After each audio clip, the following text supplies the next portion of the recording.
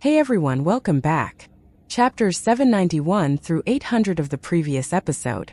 Qian Ping'an travels south alone to the colorful garment nation and visits a familiar old estate, comforting the grateful residents with homemade wine and stories of his journeys. Learning of an arrogant local immortal who covets a talented girl's aptitude, Qian Ping'an flies to Misty Mountain on his sword, shatters the mountain protection formation, and uses his pseudo-celestial weapon to slice the ancestral hall to enforce moral restraint. After securing a blood vow from the mountain master to protect the innocent, he swiftly departs. If possible, you can support me via PayPal, or become a channel member to help me keep this channel running. Thank you. Now let's get back to the story of Sword of Coming audio series. Chapter 801. Atop Cloud Drape Mountain, Mao Xiaodong greeted Forest Deer Academy, and only then were the scholars from the Great Sui Nation able to see Prince Gao Xian, who had come here to seek knowledge. Otherwise no one would dare to ask. It wasn't that they were afraid of causing trouble for themselves, since which scholar and teacher in Mountain Cliff Academy didn't possess the will and spirit of scholars. Rather, they were afraid of causing trouble for Gao Xian, who was staying in a foreign nation. They were worried for the imperial hostage from the Great Sui Nation's Guiyang Gao clan, who had come here in place of his older brother. Mao Xiaodong only left after seeing the prince.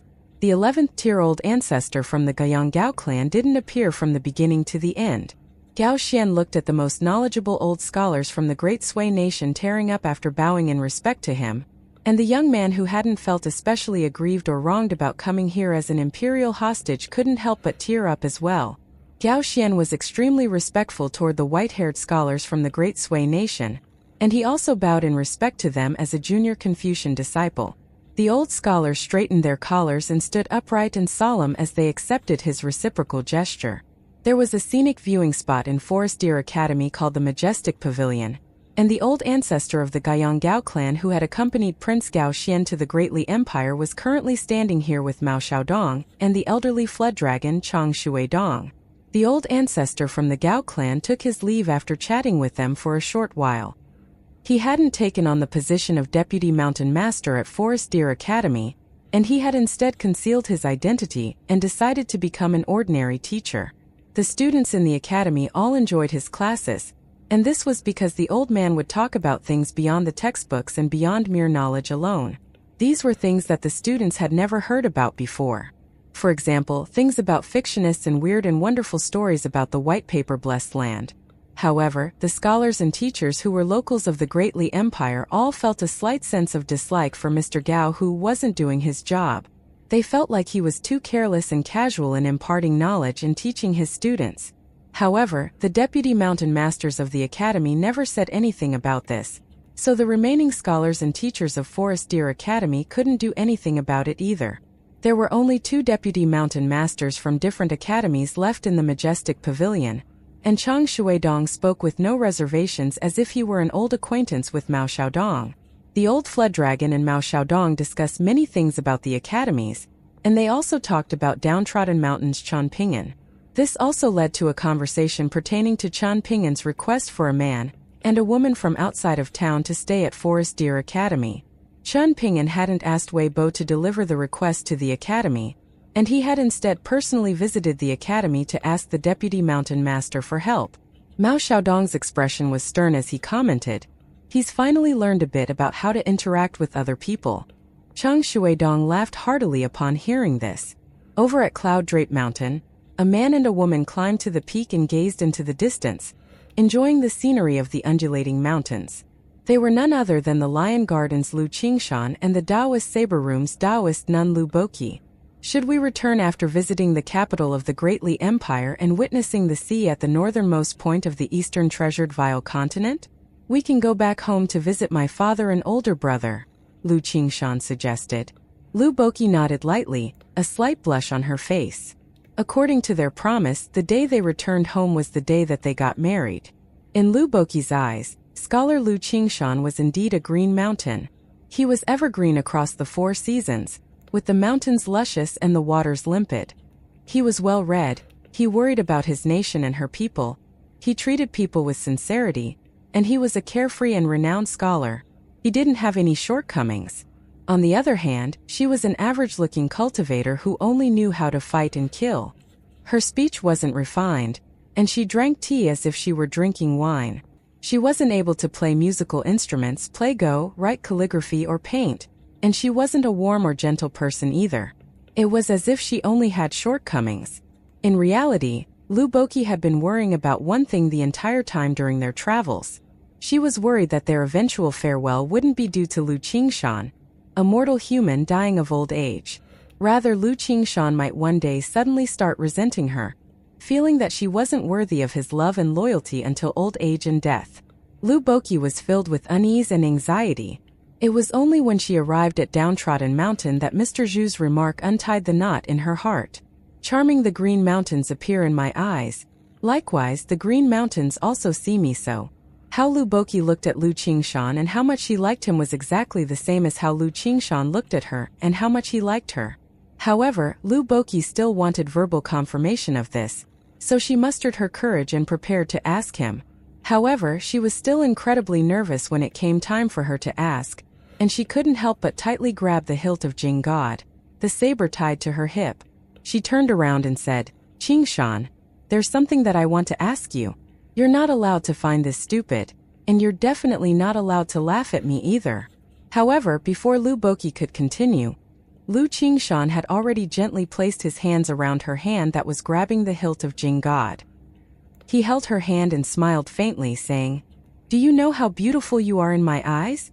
You can't imagine how beautiful you are." Lu Boqi lowered her head slightly, with her eyelashes trembling as she did so. "It's my fault for not telling you earlier," Lu Qingshan said softly. "If it weren't for Mr. Zhu's reminder waking me up from my dreamlike state, I might have told you this even later. Perhaps I would have only revealed to you my heartfelt feelings when we returned to the Lion Garden." Lu Boqi looked up, and there was no longer embarrassment in her eyes after she untied the knot in her heart. Instead, there was only the slight blush spreading across her cheeks that revealed the ripple in her heart just then. Mr. Zhu has actually fallen to the state of looking after the residence and courtyard for Chan Ping'an. What a true shame, Lu Boqi said in a soft voice. Lu Qingshan could only chuckle in speechlessness. He initially wanted to put in some good words for Chan Ping'an, but he suddenly recalled some teachings from Mr. Zhu. It's sufficient as long as you remain steadfast and unwavering when it comes to major matters of principle. Why would you pedantically wrangle over small matters with the woman whom you love? Are you marrying the woman whom you love? Or are you a teacher accepting a disciple? Upon hearing this, Lu Qingshan had instantly felt like Mr. Zhu was truly a lofty being who spoke the truth with every single word. Before leaving Dragon Spring Prefecture, he definitely needed to seek more knowledge from the old man. In the Yang family's medicine shop, the young boy who was both a shop attendant and old man Yang's disciple felt like they could no longer live. The feng shui of this shop was terrible, and it was as if they were allergic to making money. They couldn't allow business to remain so poor, so since Shi Lingshan had already become a disciple of the old man, he decided to do something pietous, taking things into his own hands and going to his uncle who worked in the kiln supervision office, asking him whether he could help them get some customers.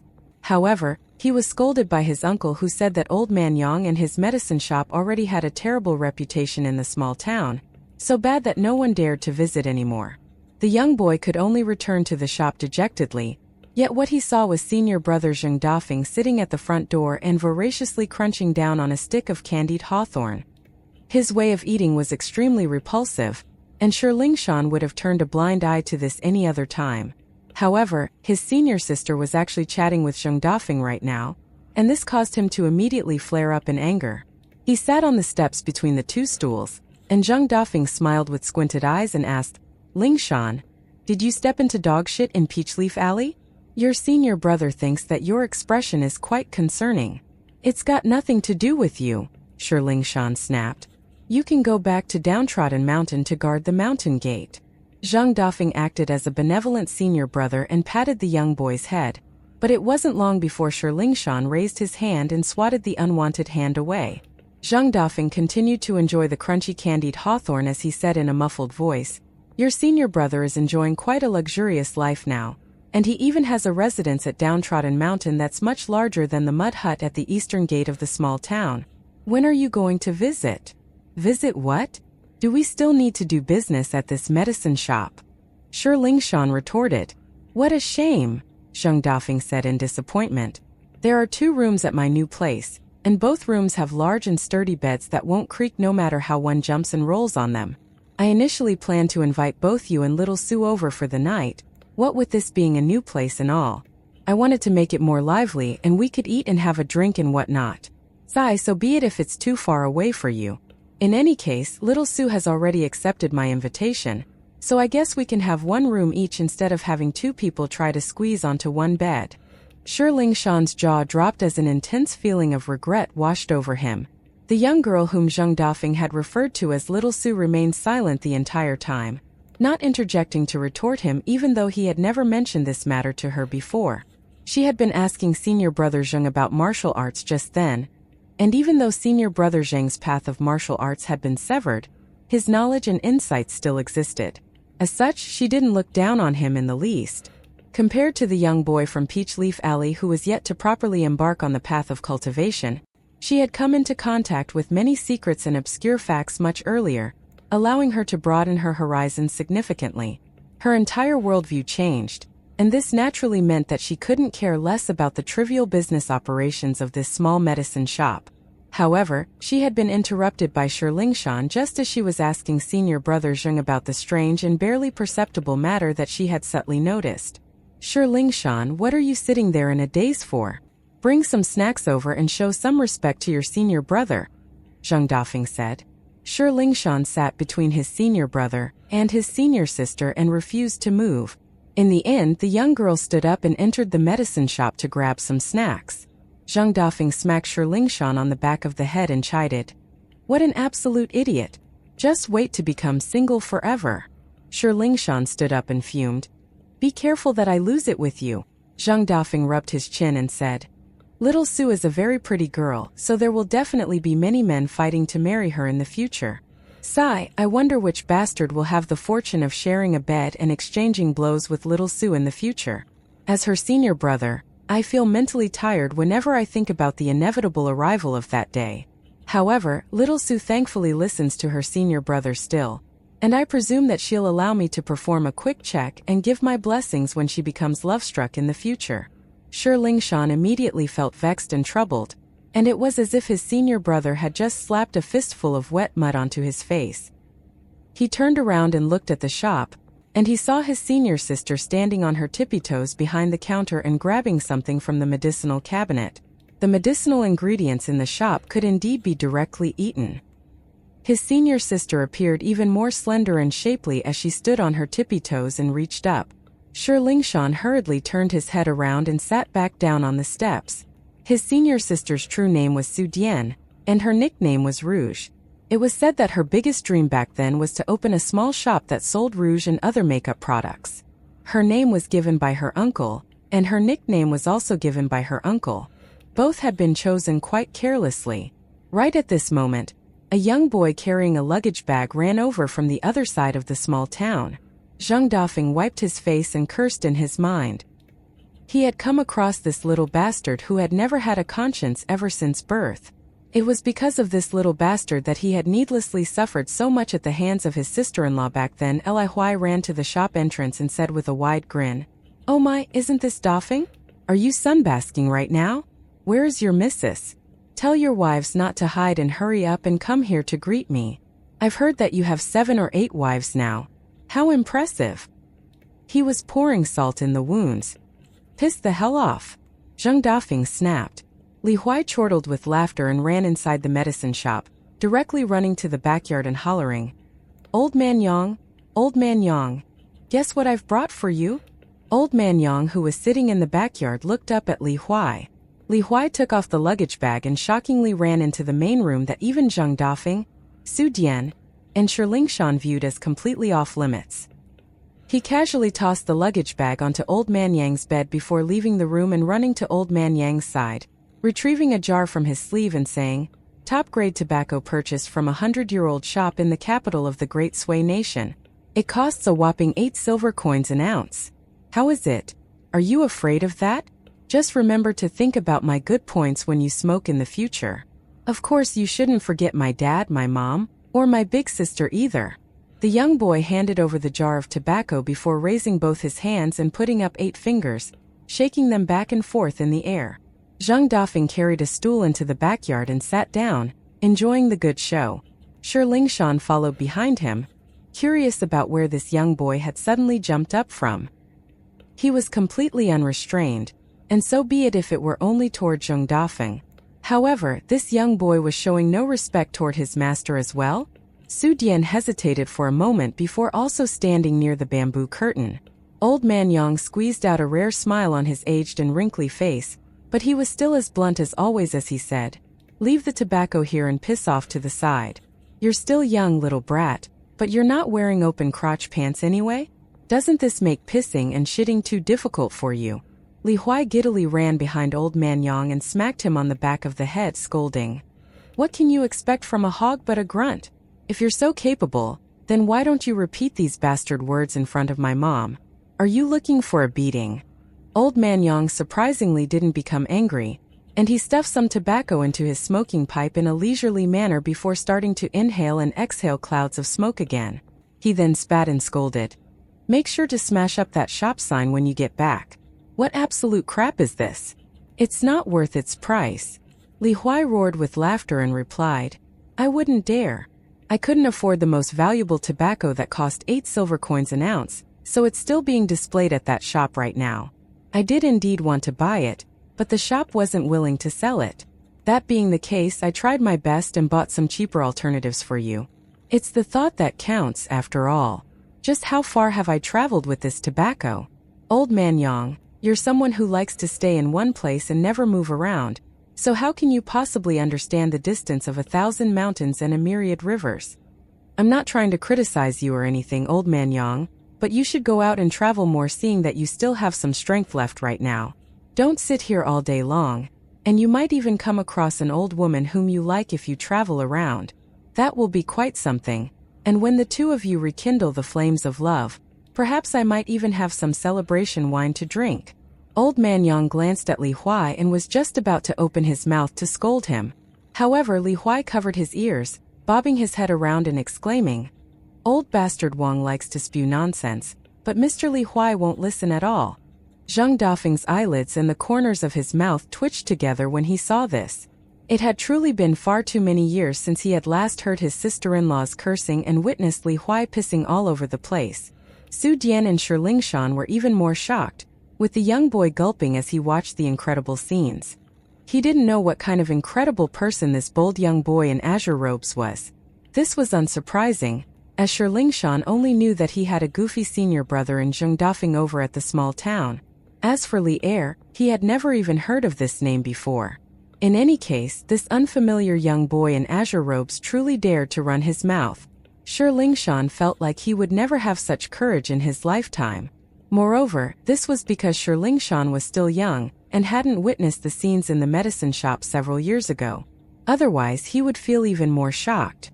Back when Li Er was still a shop attendant in the medicine shop, Li Huai had liked to sneak away from his mom and come here to go crazy. He would roll around and make a fuss whenever he got hurt, and he would end up with mud all over his body.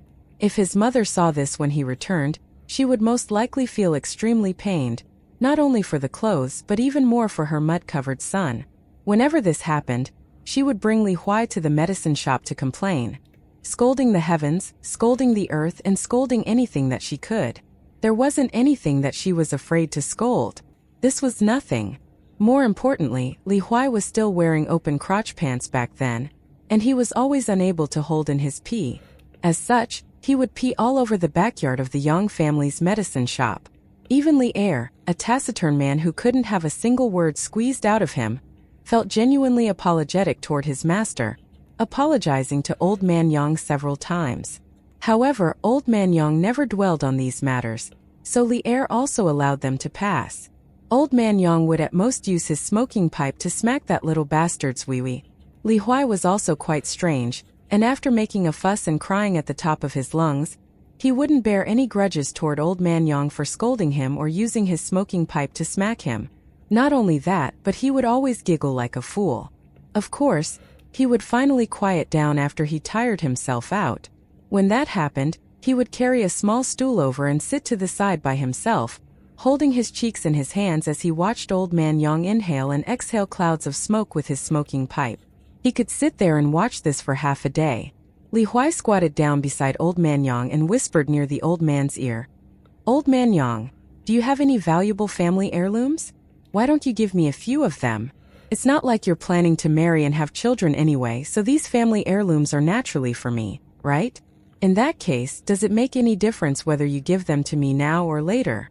Old Man Yang shook his head and replied, "There are indeed a few items that are for you, but we can talk about these things later."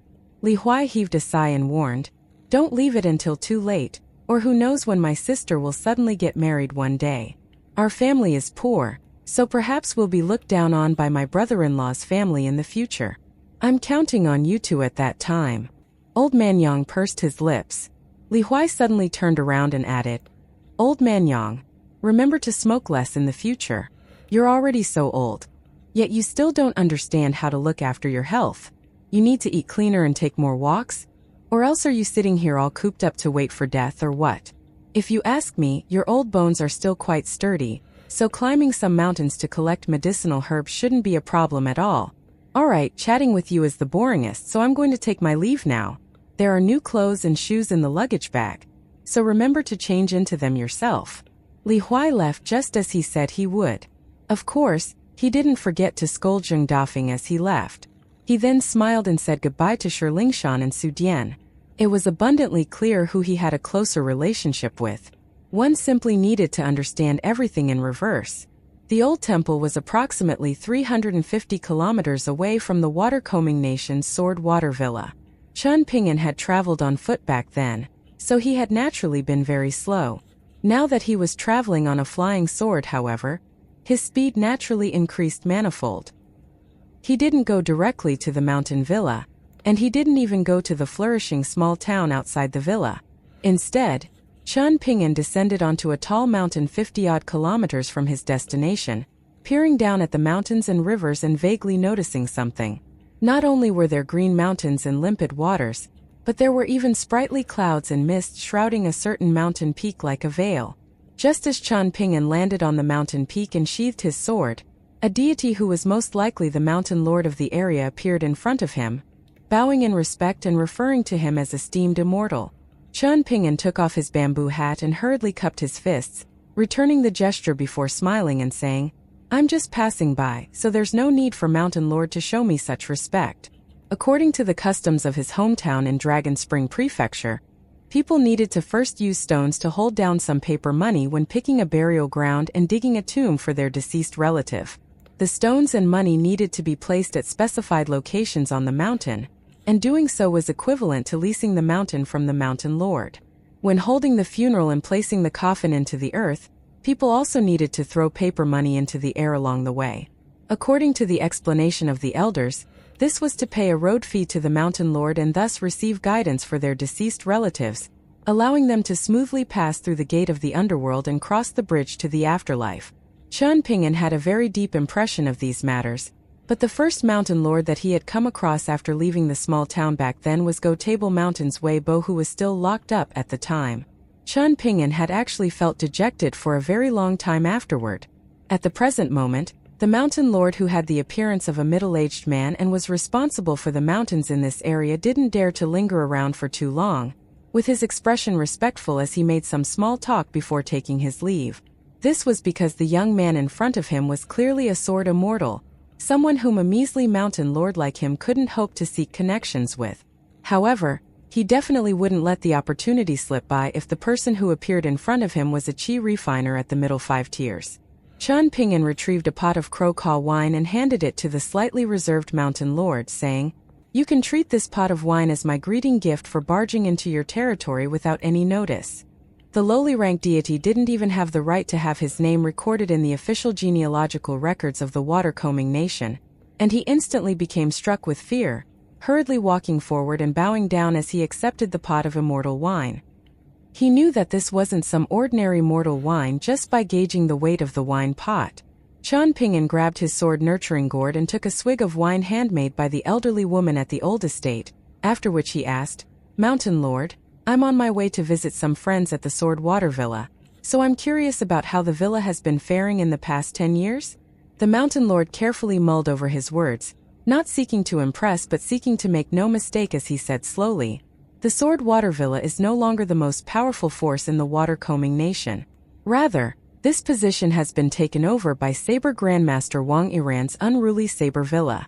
Even though this person is Sword Saint Song's junior, he's vaguely showing signs of becoming the alliance leader of the water-combing nation's martial world. According to those in the cultivation world, all that's missing is a fight between Wang Iran and Sword Saint Song.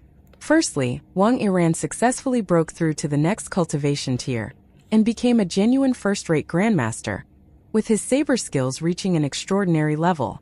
Secondly, Wang Iran's daughter married the son of a powerful clan in the water-combing nation. And lastly, the unruly Saber Villa was the first force to pledge their allegiance to the southward marching heavy cavalry of the Great Li Empire. On the other hand, the Sword Water Villa showed more backbone and was unwilling to become a subordinate force to anyone. As a result, their power and influence have gradually fallen over time. The Mountain Lord hesitated after saying this, and it was as if he were reluctant to continue. "Please go ahead, Mountain Lord," Qin Ping'an said. The Mountain Lord lowered his voice and continued, "The Imperial Court is planning to tell the Sword Water Villa to relocate such that they can construct a mountain god temple over there, one that's only second to the 5 mountains. I've heard that it's Great General Chu Hao who wants to do this." Qin Ping'an took a sip of wine, smiling and asking, "Chu Hao, Great General Chu, as in the one who recognizes the Great Li Empire Song Chongjing as his ancestor when it comes to military strategy?" He was familiar with both Wang Iran and Chu Hao. Wang Iran wasn't a bad person, and even though his daughter Wang Shanhu was far inferior to him, Wang Iran's response during the commotion back then could definitely be regarded as generous and impressive. As for fighting side by side with Senior Song in a battle to the death with Chu Hao on the battlefield, Qin Ping'an wouldn't go as far as to seek revenge because of this. These differences existed in 2 separate places, the battlefield and the cultivation world. However, Qin Ping'an naturally went with the flow since the Mountain Lord had already mentioned him. The Mountain Lord chuckled in response, knowing that he would risk making a mistake if he spoke anymore. It was enough as long as he offered sufficient information. He was just a small mountain lord in the water-combing nation, after all, while Chu Hao was a lofty being who towered above all but one person in the imperial court of the water-combing nation. Of course, this was ignoring the group of scholarly officials from the Great Li Empire who were acting as honorary emperors of the nation. Qin Ping'an put on his bamboo hat and retied the sword-nurturing gourd to his hip before once again cupping his fists and thanking the Mountain Lord. The Mountain Lord hurriedly bowed with the pot of wine in his hands, saying, "This lowly god is truly frightened to receive such respect from esteemed immortal." Qin Ping'an jumped on his sword and flew away from the mountain. The Mountain Lord suppressed the fear in his heart and murmured in puzzlement, "Song Yuxiao is only a martial artist, so how was he able to become acquainted with such kind of martial artist?" Outside the small town neighboring the Sword Water Villa, Qin Ping'an returned his sword to its scabbard atop a small and serene mountain. He then descended the mountain and slowly walked along the official road. He walked past the small town and arrived outside the entrance of the Sword Water Villa. Qin Ping'an took off his bamboo hat and smiled at an elderly steward of the villa, saying, "Can you please inform Sword Saint Song that Qin Ping'an is here to treat him to some hot pot?"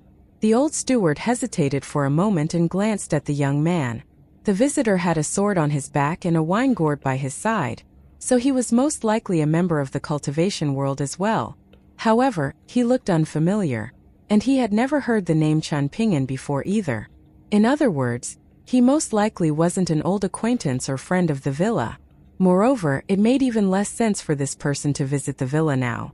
With this in mind, the old steward said in an apologetic voice, "Young master, our villa isn't accepting any guests right now, so please make your way back." Qin Ping'an had no option but to explain to the old steward that he was genuinely friends with Senior Song. In fact, he had even stayed at the villa for a period of time back then and practiced fist techniques in the pavilion near the waterfall. The Sword Water Villa was very strict about rules, and the old steward didn't like to talk about other matters beyond guarding his own area. In addition, Song Yuxiao had designated the area near the mountain and water pavilion as a restricted area back then, so the old steward genuinely hadn't heard about Qin Ping'an before. Most importantly, the old steward was proud of his good eyesight and decent memory even though he was getting old, and he was confident that he could remember all of his acquaintances from the cultivation world as long as he glanced at them a few times. However, he genuinely didn't recognize the young man in front of him. He had never seen this person before. The old steward subtly stepped to the side, coincidentally blocking the side entrance, lest this suspicious junior from the cultivation world barge into the villa without permission. Things weren't going smoothly at the villa right now, and the external dangers were significant and terrifying. Even so, the old steward was sure that things would be the same as the previous time when the army of the imperial court had been bearing down on them. They could turn misfortune into fortune as long as the old villa master was still present. In the depths of the old steward's heart, however, he was still filled with deep anxiety. After all, Chu Hao, the person who liked to challenge the villa all the time, had not only been promoted in the imperial court, but he now wielded immense power over other officials. This was in stark contrast to his status as an ordinary general back then. In addition, there was also the rapidly rising unruly Saber Villa, which should have been friends with the Sword Water Villa. However, the cultivation world was a place where one would often feel helpless. Everyone liked to fight for the top spot. Su Lang, the green bamboo sword immortal from the Pine Stream Nation, had killed Sword Grandmaster Lin Gushan from the Ancient Elm Nation, with the divine weapon Green Jewel hanging from his hip being proof of this. Su Lang was of the view that his sword skills had already reached a pinnacle level, so he wanted to fight for the top spot of swordsmanship with the old villa master of the Sword Water Villa. Meanwhile, Wang Yiran wanted to fight the old villa master for the title of #1 martial artist in the Water Combing Nation. As for the two villas, they were naturally like two competing forces in the cultivation world as well. However, even for those in the Sword Water Villa, regardless of their position, it was difficult to claim that the green bamboo sword immortal Su Lang and the unruly Saber Villa's Wang Yiran were necessarily bad people. He had already arrived at the entrance of the Sword Water Villa, so Chen Ping'an wasn't in much hurry anymore. He remained patient as he tried to convince the old steward. After speaking for a while, the old steward most likely confirmed that this junior from the cultivation world wasn't a bad person and simply liked to spout unfounded nonsense in an attempt to trick other people. That being the case, he blocked the entrance and continued to talk with the young man. He had nothing better to do anyway. However, the old man also grumbled in his mind, thinking that this young man wasn't the sharpest tool in the shed. The young man had already taken many swigs of wine during their exchange, yet he never once asked him if he wanted to drink, not even out of mere politeness. He wouldn't actually accept the offer in any case, especially since he was still guarding the entrance. He naturally wasn't allowed to drink on the job. Furthermore, the wine made at the villa was top-notch, so would he truly covet the wine in that young man's crappy wine gourd? It didn't smell very good anyway. However, whether or not he accepted the offer was one matter, and whether or not the young man made an offer was another altogether, right? Chen Ping'an obviously had some unspeakable pains as well. There was only an illusion technique on the sword nurturing gourd, so he would definitely be exposed if the old steward was allowed to interact with it. After all, it wasn't like he could use his minimization treasure and summon a pot of Crocaw wine out of thin air. In any case, he was genuinely reluctant to offer any wine to the old steward. They weren't friends or relatives, so did it make any sense for Chen Ping'an to offer immortal wine to everyone he came across? Chen Ping'an enjoyed slight renown in the cultivation world for being a miserly person. The old steward was idle with nothing better to do, so he continued to grumble about the young man in his mind while playing along with him and revealing some information that everyone in the Water Combing Nation knew about. Over at the Imperial Court, Chu Hao had already announced that the Sword Water Villa would face severe consequences if they didn't move out and relocate within 1 month. Meanwhile, Wang Yiran was relatively polite, and he didn't kick up a commotion at the Sword Water Villa. Rather, he invited gallant figures from all over the region to his unruly Saber Villa in preparation for the imminent martial gathering. There, they would enjoy the magnificent event together. As for the green bamboo sword immortal Su Lang, he would soon come to the Sword Water Villa to challenge the swordsmanship of the old villa master. He came with ill intentions, and if he weren't confident, he wouldn't have dared to act so rashly in the first place. The old steward said that the old villa master had clearly turned down Su Lang's challenge already, Yet the green bamboo sword immortal was still young and vigorous, so he had announced to the entire cultivation world of the watercombing nation that he would definitely make a trip to the sword water villa no matter what. Chen Ping'an fell silent after hearing this. He had fought with Su Lang 2 times before, yet Su Lang had suddenly defected in the end, turning his sword around and beheading Lin Gushan instead, someone who should have been his ally. The old steward sighed with emotion and said, "Junior from the outside, do you understand why I'm not allowing you to enter now? If it were normal times, I would have already let you in, and our sword water villa isn't short of a few pots of wine to treat our guests. However, things are different now, and it's no longer as peaceful as before. Who knows if there are spies from the imperial court stationed in the small town and watching over us? Who knows what will happen if I allow you to enter and then exit again in a moment? Think about this carefully, young man. Is it worth bringing trouble onto yourself for the sake of some intangible renown in the cultivation world? Why make things difficult for yourself? It's best that you turn around and leave." Chen Ping'an suddenly shifted his head to the side and looked inside, and the old steward also turned around and followed his gaze, thinking that someone had walked over from inside the villa. However, he didn't see a single shadow. When the old steward turned back around, the young man was already holding a pot of wine in front of him, asking with a smile, "Old Mister is an experienced member of the cultivation world, and you deserve this pot of wine for your kind-hearted warning." The old steward was still puzzled about the young man's gaze just then, but he pushed this out of his mind and thought to himself that the young man at least had some aptitude to travel around the cultivation world.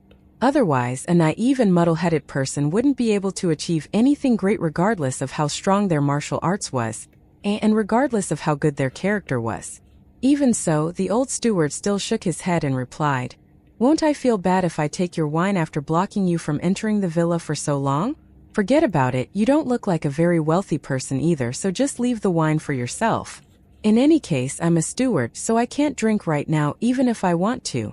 Chen Ping'an cracked open the clay seal and swirled the pot of wine in front of the old steward, asking, "You truly don't want any?" The old steward was tempted after smelling the wine, but he still refused to accept the young man's offer. It was against the rules no matter how good the wine was. Moreover, human nature was an unpredictable thing, so he didn't dare to accept the wine anyway.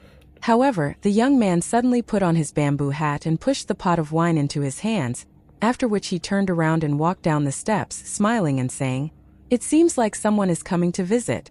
He's most likely someone like me, so I'll help the old villa master greet this visitor. I'll tell him that there's no need to fish for fame at the Sword Water Villa." The old steward held the pot of wine and gazed into the distance. However, he couldn't see a single person walking over. Meanwhile, that young man continued to slowly walk away. The old steward didn't know whether to laugh or to cry. This person was a young man after all, so it was understandable for him to feel embarrassed after being refused entry into the villa. As such, he had made up this poor excuse to save himself from the awkward situation and leave. The old man sighed softly, feeling slightly sorry for the young man. However, this was life in the cultivation world. He had initially planned to tell the young man who was pretending to be a swordsman that he could visit again after everything settled down in the Sword Water Villa, and that he definitely wouldn't stop him from entering at that time. After hesitating for a moment, however, the old steward had decided to swallow these words. When young people left home and traveled around the cultivation world, it wasn't a bad thing for them to encounter some challenges and obstacles. In the bustling small town near the Sword Water Villa, there was a man in his 40s staying in a premium room at some inn. Contrary to his age, however, the handsome man appeared younger and younger as time went on. He had looked to be in his 30s 10 years ago, yet he now looked more like a young master in his 20s. He was sitting cross-legged on a straw mat, and he was meticulously wiping a long sword that was out of its scabbard. The sword scabbard was placed horizontally across his knees, and inscribed on it were the characters, "Green Jewel." This sword had once been the favorite sword of Lin Gushan, the #1 swordsman of the ancient Elm Nation. After Lin Gushan was beheaded, this precious sword that could slice through metal with ease became his sword instead.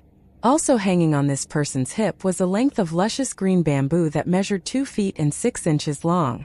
This was the length of an ordinary sword. When a swordsman in azure wearing a bamboo hat and carrying a sword on his back left the small town, A beautiful woman who had accompanied the person meticulously wiping his sword from the Pine Stream Nation to this small town walked to his room with light footsteps and knocked on the door. She was both a sword attendant and a disciple, and she said in a soft voice, "Master, someone is finally visiting the Sword Water Villa." She was both a disciple and a servant, and she had already stayed here with her master for close to 10 days, with her master instructing her to watch out for anyone visiting the Sword Water Villa, which was currently devoid of visitors. Whenever someone visited was whenever her master would draw his blade and make a move. She had camped at the highest spot of the small town for the past few days, waiting for that visitor to appear. She was already feeling slightly annoyed from waiting, especially since she was fully convinced that her master would definitely gain great renown throughout the Watercombing Nation, the Pine Stream Nation, the Colorful Garment Nation, and the nations beyond once he successfully defeated Song Yuxiao in swordsmanship. However, not a single visitor from the cultivation world had traveled to the Sword Water Villa even after close to 10 days of bitter waiting. The man in the room smiled faintly and replied, "Very well." The sword attendant retreated from his room. She jumped onto the curved eave of the building, brimming with anticipation and excitement as she waited for her master to unleash his swordsmanship. His sword strike would definitely carry with it a magnificence unparalleled in the cultivation world. This was because the man in the room was none other than the green bamboo sword immortal Su Lang. Su Lang was in no hurry to stand up, and he continued to wipe Green Jewel with his head lowered. Wiping the sword blade was equivalent to nurturing and accumulating sword intent. The sword attendant felt like each second was a year, and she was afraid that Song Yuxiao might suddenly flee as she looked at the Sword Water Villa.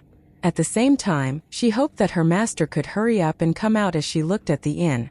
After changing back into his long green robes, green bamboo sword immortal Su Lang finally walked out of the inn and stood in the center of the bustling street that led directly to the Sword Water Villa. Su Lang held Green Jewel in his hand, and the length of green bamboo hanging by his waist was a clear representation of his transcendent status. Sword Qi roared through the street like a furious tide. Like scattering birds and beasts, the pedestrians on the street immediately dispersed in fear. Afterward, some unknown person exclaimed the green bamboo sword immortal's title, after which shouts of astonishment rose and fell one after another. Countless curious onlookers ascended the nearby buildings or climbed onto the roofs like Su Lang's sword attendant, and among them were some men and women with solemn expressions stationed in various regions of the small town. They were calmer and quieter than the noisy and red-faced onlookers, and they were none other than the spies and pawns stationed here by the imperial court of the Watercombing Nation. Su Lang's sword attendant chuckled coldly as she stood on the curved eave offering the widest field of view. Su Lang took his first step forward. Sword Qi wantonly spread into the surroundings.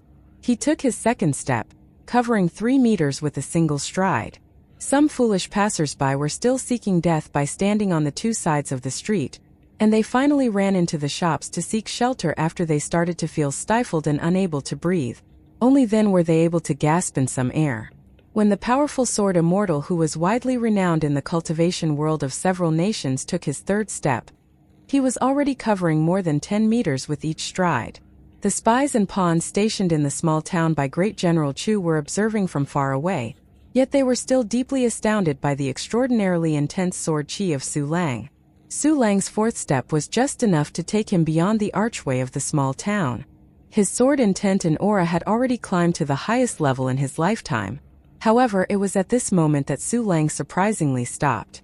A swordsman dressed in azure and wearing a bamboo hat walked over from a distance. There was a good reason why Su Lang stopped and didn't continue to stride to the Sword Water Villa to challenge Song Yuxiao. This was due to the uninvited guest who had suddenly appeared in front of him. Following his appearance, there was a split second when Su Lang was just about to draw Green Jewel from its scabbard. Yet he seemingly noticed a speck of dust and hesitation in his mental state that he had initially viewed as flawless and his aura that he had initially viewed as complete. And thus, Su Lang decided to stop in his tracks. Moreover, he allowed that person to arrive in front of him in a single stride. Su Lang had never been afraid of engaging in close-quarter combat with other people, especially if his opponent were a cultivator from the mountains. That would be even better. The swordsman wearing a bamboo hat appeared very young. "I heard that you wanted to challenge someone's swordsmanship," the young swordsman asked. "But hasn't Senior Song clearly turned down your challenge?" "Already?" This is already a very significant decision for a senior in the cultivation world like Senior Song, yet you still insist on taking things further.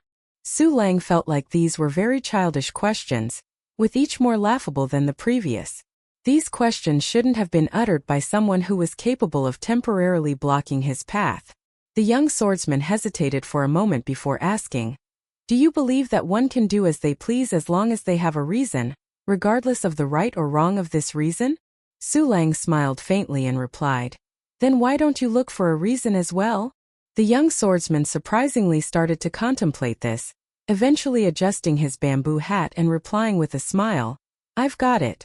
You're delaying me from treating Senior Song to some hot pot." Su Lang had already regained his flawless mental state and sword heart, and he said slowly, "Then let's see if you can block my sword." After a single punch, Chun Ping'an didn't even need to use his inch movement talismans.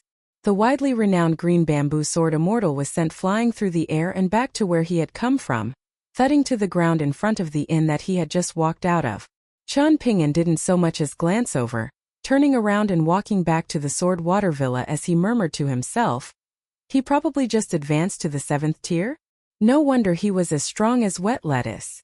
After he returned to the sword water villa, the old steward was filled with confusion, because not only had the old villa master appeared, but even the young villa master and his wife had appeared at the same time. Everyone had a solemn expression. Perhaps the green bamboo sword immortal had arrived? However, all that the old steward saw was the young swordsman in azure, who had returned after leaving a moment ago. He was extremely amused, and he exclaimed in his mind that this young lad was quite shameless indeed. However, he would let things slide this time thanks to that pot of fine wine. In any case, being shameless was sometimes a good thing when traveling around the cultivation world. What the old steward saw was the young swordsman continually nearing the entrance, jogging and waving as he exclaimed, "Senior Song, care for some hot pot?"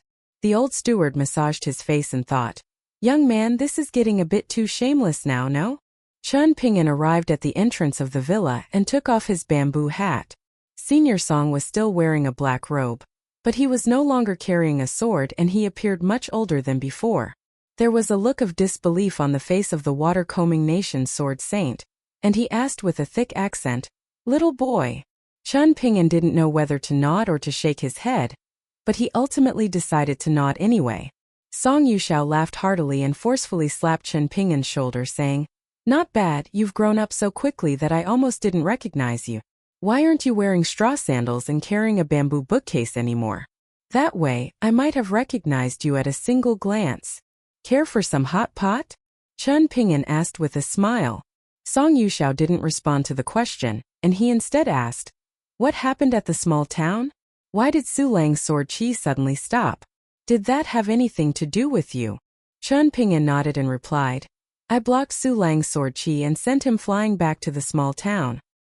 He most likely won't come here to trouble Senior Song anymore."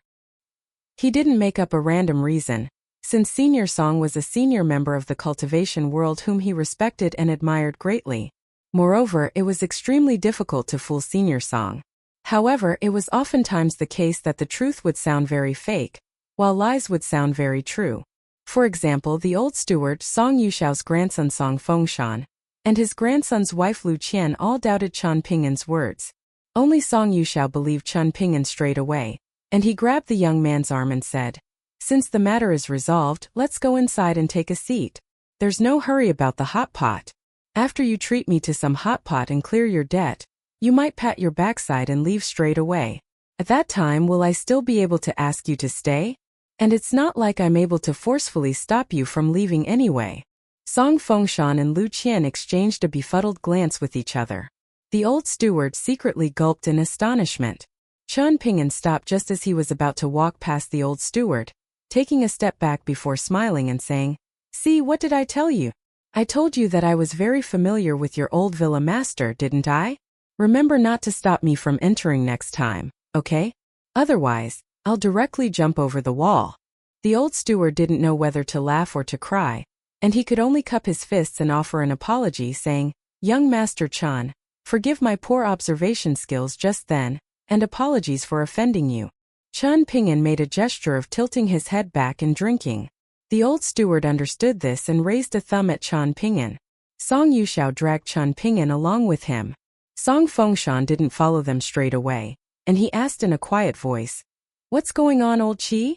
The old steward recounted his humorous interaction with Qian Ping'an to Song Fengshan, appearing very jolly as he described his embarrassing actions. Song Fengshan raised his hand and massaged his glabella. Lu Qian smiled and said, "Isn't this fairly good? If word of this gets out, it will become another story praised and talked about by everyone in the cultivation world." The old steward chuckled in a very unreserved manner. They sat down in the hall of the mountain villa, and Lu Qian personally poured tea for everyone. Qian Ping'an took a sip of tea and asked in curiosity, "Chu Hao didn't die back then?" Song Fengshan shook his head and replied, "He's as dead as can be, but Han Yuanshan has taken his identity now. Han Yuanshan has always been very good at disguise." Qian Ping'an finally understood the situation. There had been 4 evil spirits in the water-combing nation back then. The female ghost Wei Wei in the old temple, Han Yuanshan, the member of the demonic sect who was killed by virtuous scholar Zhou Ju at the Sword Water Villa, and finally the person who was seemingly distant but actually right in front of him. This final person was none other than Lu Qian, Song Fengshan's wife. Lu Qian's ambition was to help her husband, Song Fengshan, and to help push the fame and reputation of the Sword Water Villa to a greater height. As for Han Yuanshan, the young master from Mount Xiaocheng's Han clan, he was a shrewd and calculating person with wild ambitions. His methods were also outstanding, and he wanted to put pressure on a force in the cultivation world in order to obtain a position in the heart of the imperial court. It was difficult to fathom what Han Yuanshan aimed to achieve afterward. Qian Ping'an wasn't surprised that Han Yuanshan could achieve such a great feat, using Chu Hao's appearance and identity to gain unrivaled power in the imperial court and cultivation world of the water-combing nation. However, with Song Fengshan and his wife Lu Qian holding such a critical piece of evidence regarding Chu Hao's true identity as Han Yuanshan, why were they still so defenseless against the aggressiveness that Han Yuanshan was displaying toward the Sword Water Villa? Was Han Yuanshan not afraid of the Sword Water Villa doing away with all pretenses of geniality and exposing his true identity? Song Fengshan seemingly saw through Qian Ping'an's puzzlement, and he smiled and explained, "We're simply putting on a show for people. This is a transaction between the 2 parties, and Chu Hao is relying on this transaction to help the unruly Saber Villa, which has pledged its alliance to him, pave a path to become the ruler of the cultivation world." Han Yuanshan knew that the Sword Water Villa wouldn't become a lackey of the imperial court, so he started to pour all of his effort into supporting the unruly Saber Villa's Wang Yiran. "We have no objections to this. Wang Yiran might care about becoming the #1 force in the cultivation world, but we don't care about this at all. We want to seize this opportunity to find a place with green mountains and limpid waters that's far removed from the distractions of the mortal world. In exchange for our cooperation, Han Yuanshan will, in the name of the imperial court of the water-combing nation, grant us a piece of land in the mountains to build our new villa. Grandpa has already had his eyes on that piece of treasured land for a long time. In addition, Han Yuanshan will also strive to give my wife the position of a river god. Meanwhile, I'll push aside all engagements and sever all relationships with the cultivation world, so that I can practice swordsmanship in peace." Lu Qian wasn't an ordinary woman, both in terms of her status and her intelligence. There was always hope as long as one stayed alive. Taking a step back will ease the situation and provide much more freedom, Qian Ping'an concurred. Brother Song can focus on swordsmanship, while Miss Lu can also work to secure a long-term future.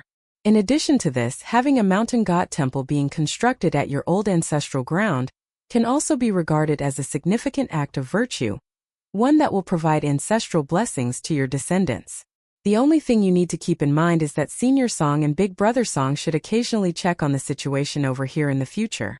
If the incense offerings for the new mountain god are impure, then you should sever your relationship with them as soon as possible. Of course, this is the worst-case scenario. Song Yuxiao and Song Fengshan exchanged a smile. Qian Ping'an immediately understood that his warning wasn't needed. Indeed, Senior Song and Song Fengshan were both relatively familiar with the matters in the mountains, and this was especially the case since Senior Song always liked to travel around the cultivation world with his sword. Otherwise, he couldn't have purchased a sword for Song Fengshan at the Immortal Fairy Station of Earth Dragon Mountain. Chen Ping'an silently told himself that there was no need to rush. He still needed to stay at the mountain villa for a few more days. These were the private family matters of the Song clan after all, so it naturally wasn't Chen Ping'an's place as a newly arrived outsider to offer too many opinions. In Chen Ping'an's mind, it didn't matter how other people ventured through the cultivation world. What mattered was that in his cultivation world, he wouldn't simply defeat Su Lang with a single punch today, treat Song Yuxiao to some hot pot tomorrow, and then fly south on his sword the day after that, not thinking about anything else in the meantime. He wouldn't simply yearn to throw the quickest punch, travel on the quickest sword, enjoy the most delightful drink, and eat the most satisfying hot pot.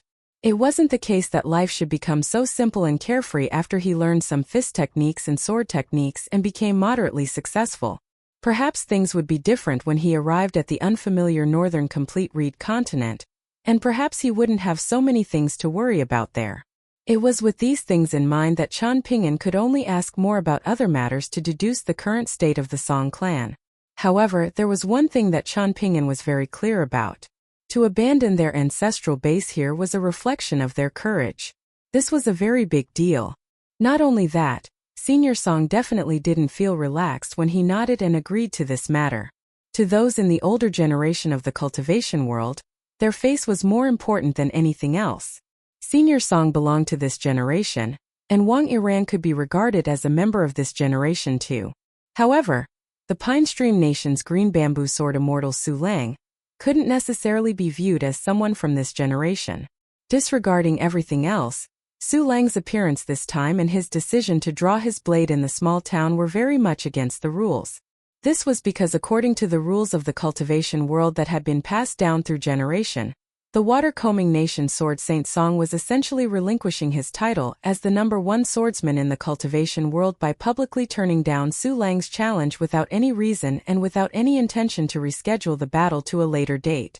This was similar to a Go player placing 2 stones in the lower right corner of the board to concede the game. The only thing that was missing was the verbal admission of defeat. To Sword Saint Song Yuxiao, someone from the older generation of the cultivation world, what he had handed over with both hands was more than just his title. He had also given up the fame and reputation that he had built up over a lifetime. It could be said that he had handed over half of his life. Song Yuxiao simply smiled and looked at Chen Ping'an. The young boy from back then was doing very well now. However, could he hold his alcohol any better now? And was he able to eat spicy food now? Did he still believe that drinking wine could numb the pain caused by spiciness? The old man was especially curious about whether Chen Ping'an's proposal to the girl whom he had been thinking of day and night back then had been successful. Or had he jinxed the proposal, and the young boy had been rejected with the explanation that he was a good person? Chen Ping'an felt slightly puzzled once again after listening to Song Fengshan's relatively reasonable explanation, and he couldn't help but ask, "So what's going on with Su Lang?" Judging by his aura at the small town when he was about to launch his sword strike, there was no doubt that he wanted to engage in a life-and-death battle with Senior Song. He didn't merely want to see who had superior swordsmanship. It was Song Yuxiao who personally addressed Chen Ping'an's puzzlement this time, explaining, "I'm afraid that the sword god from the colorful garment nation whom I respected the most back then was only at the same level that Su Lang is at now. Su Lang possesses exceptional talent, and he wants to find a whetstone to help him stabilize his cultivation base after breaking through. After casting his gaze over a dozen or so nations, he's decided that I'm also a swordsman, and my reputation is also good enough. At the same time, I'm only 1 cultivation base weaker than him. Even if I'm only half a cultivation base weaker, I'm still a perfect whetstone for him to take advantage of." Song Yuxiao actually had little interest in drinking tea, but he was seldom able to drink wine anymore, only being able to do so during the New Year or other festivals. His grandson and granddaughter-in-law were extremely strict, and it was almost as if they were guarding against a thief. He had no way around this, so he could only pretend in his mind that he was drinking the blandest wine in the world. Something was better than nothing after all. However, Su Lang's insistence to fight me caused 2 issues, the old man continued. Firstly, it wouldn't matter much if I agreed to the battle, even if I lost and even if I died. However, the battle would detrimentally affect the transaction between us and Han Yuanshan. Song Yuxiao drank a sip of tea after saying this, and Lu Qian hurriedly stood up to refill his cup. It won't taste like wine regardless of how many liters of tea I drink. Now that Qian Ping'an is here, it's not very hospitable to welcome our guest with tea, is it? Song Yuxiao grumbled. Lu Qian was just about to sit down, but she continued to stand since her grandfather-in-law was asking her a question. She smiled faintly and replied, "Grandpa will listen to Fengshan regarding this matter." Song Fengshan put on a stern expression and said, "During the Mid-Autumn Festival this year, Grandpa already drank enough wine to cover the winter commencement and the little new year." Song Yuxiao sighed and didn't persist. Qian Ping'an was quite happy seeing this, as he could tell that the relationship between Song Yuxiao and his grandson was much more harmonious now. It was no longer like before when there was an unopenable knot in both of their hearts. Song Yuxiao continued to explain the situation to Qian Ping'an, with a look of self-ridicule in his eyes as he continued, "If I lost the battle, then judging by the character of those in the cultivation world of the water-combing nation nowadays, countless people would definitely kick me while I was down, not relenting even after we relocated our mountain villa afterward. Everyone would want to stomp on us or at least spit some phlegm at us. If I died in battle, then Han Yuanshan might even go back on his word and allow Wang Iran to directly engulf the Sword Water Villa. Sword Saint of the Water-Combing Nation? This title isn't even worth half a copper coin anymore. Anyhow, it's a shame that with Su Lang's intensity and vigor, he wanted to obtain something tangible after already obtaining the intangible. This is human nature, but it somewhat goes against the rules of the cultivation world adhered to by the older generation. But is there any point in talking about these old rules anymore? They're nothing more than a joke now." Song Fengshan wanted to say something, but he couldn't help but hesitate. Song Yuxiao waved his hand and said with a chuckle, "There's no need to overthink these matters. I'm just voicing some grievances in front of Qian Ping'an. Are you not familiar with your grandpa's temper? If I were truly unable to let these trivial matters go, then I wouldn't have agreed to Han Yuanshan's proposal in the first place. At the end of the day, all of this is due to me being weaker than the others. I've been unable to overcome that barrier this entire time, and it's because of this that Su Lang was given an opportunity to overtake me. Which swordsman doesn't want to stand at the pinnacle, unrivaled by anyone else?" After voluntarily speaking from the perspective of Su Lang, Song Yuxiao said some things to the cultivation world which he was currently residing in. However, it was a shame that there was already no one who would listen to his words. In the cultivation world encompassing a dozen or so nations in the past, the colorful garment nation Sword God was the most renowned and reputable of us all. Even though the ancient Elm nation's Lin Gushan didn't know how to behave, even though I was unworthy of my position and liked to travel around, and even though Su Lang was incisive and ambitious, the cultivation world was still filled with energy and vigor no matter what. There were paths for people to take no matter who they wanted to emulate. Now, however, the old sword god is dead and Lin Gushan is also dead. I can be regarded as half dead, so there's only Su Lang left. If Su Lang wants to occupy that pinnacle position, no one will stop him as long as his swordsmanship has reached the corresponding height. However, I'm afraid of Su Lang setting a bad example, causing the young sword cultivators in the cultivation world to lack that sense of respect and righteousness in the future, thinking that rules can be trampled on and that they can kill whoever they want as long as they're strong enough. This would be like Yu Chun Ping'an or Song Fengshan being the wealthiest person in the region. If you want to, you can naturally spend a fortune in the brothel to embrace the most beautiful and expensive courtesan. However, this doesn't then imply that you can take advantage of your wealth and influence to wantonly humiliate ordinary maidens on the street. I've never been to a brothel before, Chen Ping'an interjected in exasperation. Upon catching sight of the pseudo-smile playing on Lu Qian's lips as she lowered her head to drink tea, Song Fengshan hurriedly concurred. I've never visited one either. Never in my life. People became wiser with age, after all, and Song Yuxiao dug a hole for his grandson without any warning in advance. He smiled at Lu Qian and informed, if a man has genuinely never visited a brothel before, or if he doesn't have any intentions of visiting one, then he won't refute the accusation so staunchly. He'll simply dismiss the suggestion with a nonchalant smile. Lu Qian nodded lightly and said in a soft voice, that does seem to be the case. Qian Ping'an and Song Fengshan exchanged a glance, and there was seemingly blame in Song Fengshan's eyes in addition to grief and vexation. It was all Chen Pingin's fault for interjecting first. You have the face to blame me? How many years have you been in the cultivation world, Song Fengshan? And how many years have I been in the cultivation world? Chen Pingin winked and said, in any case, I've genuinely never visited one before. Song Fengshan was stupefied upon hearing this. This person was absolutely devilish. Lu Qian covered her mouth and giggled.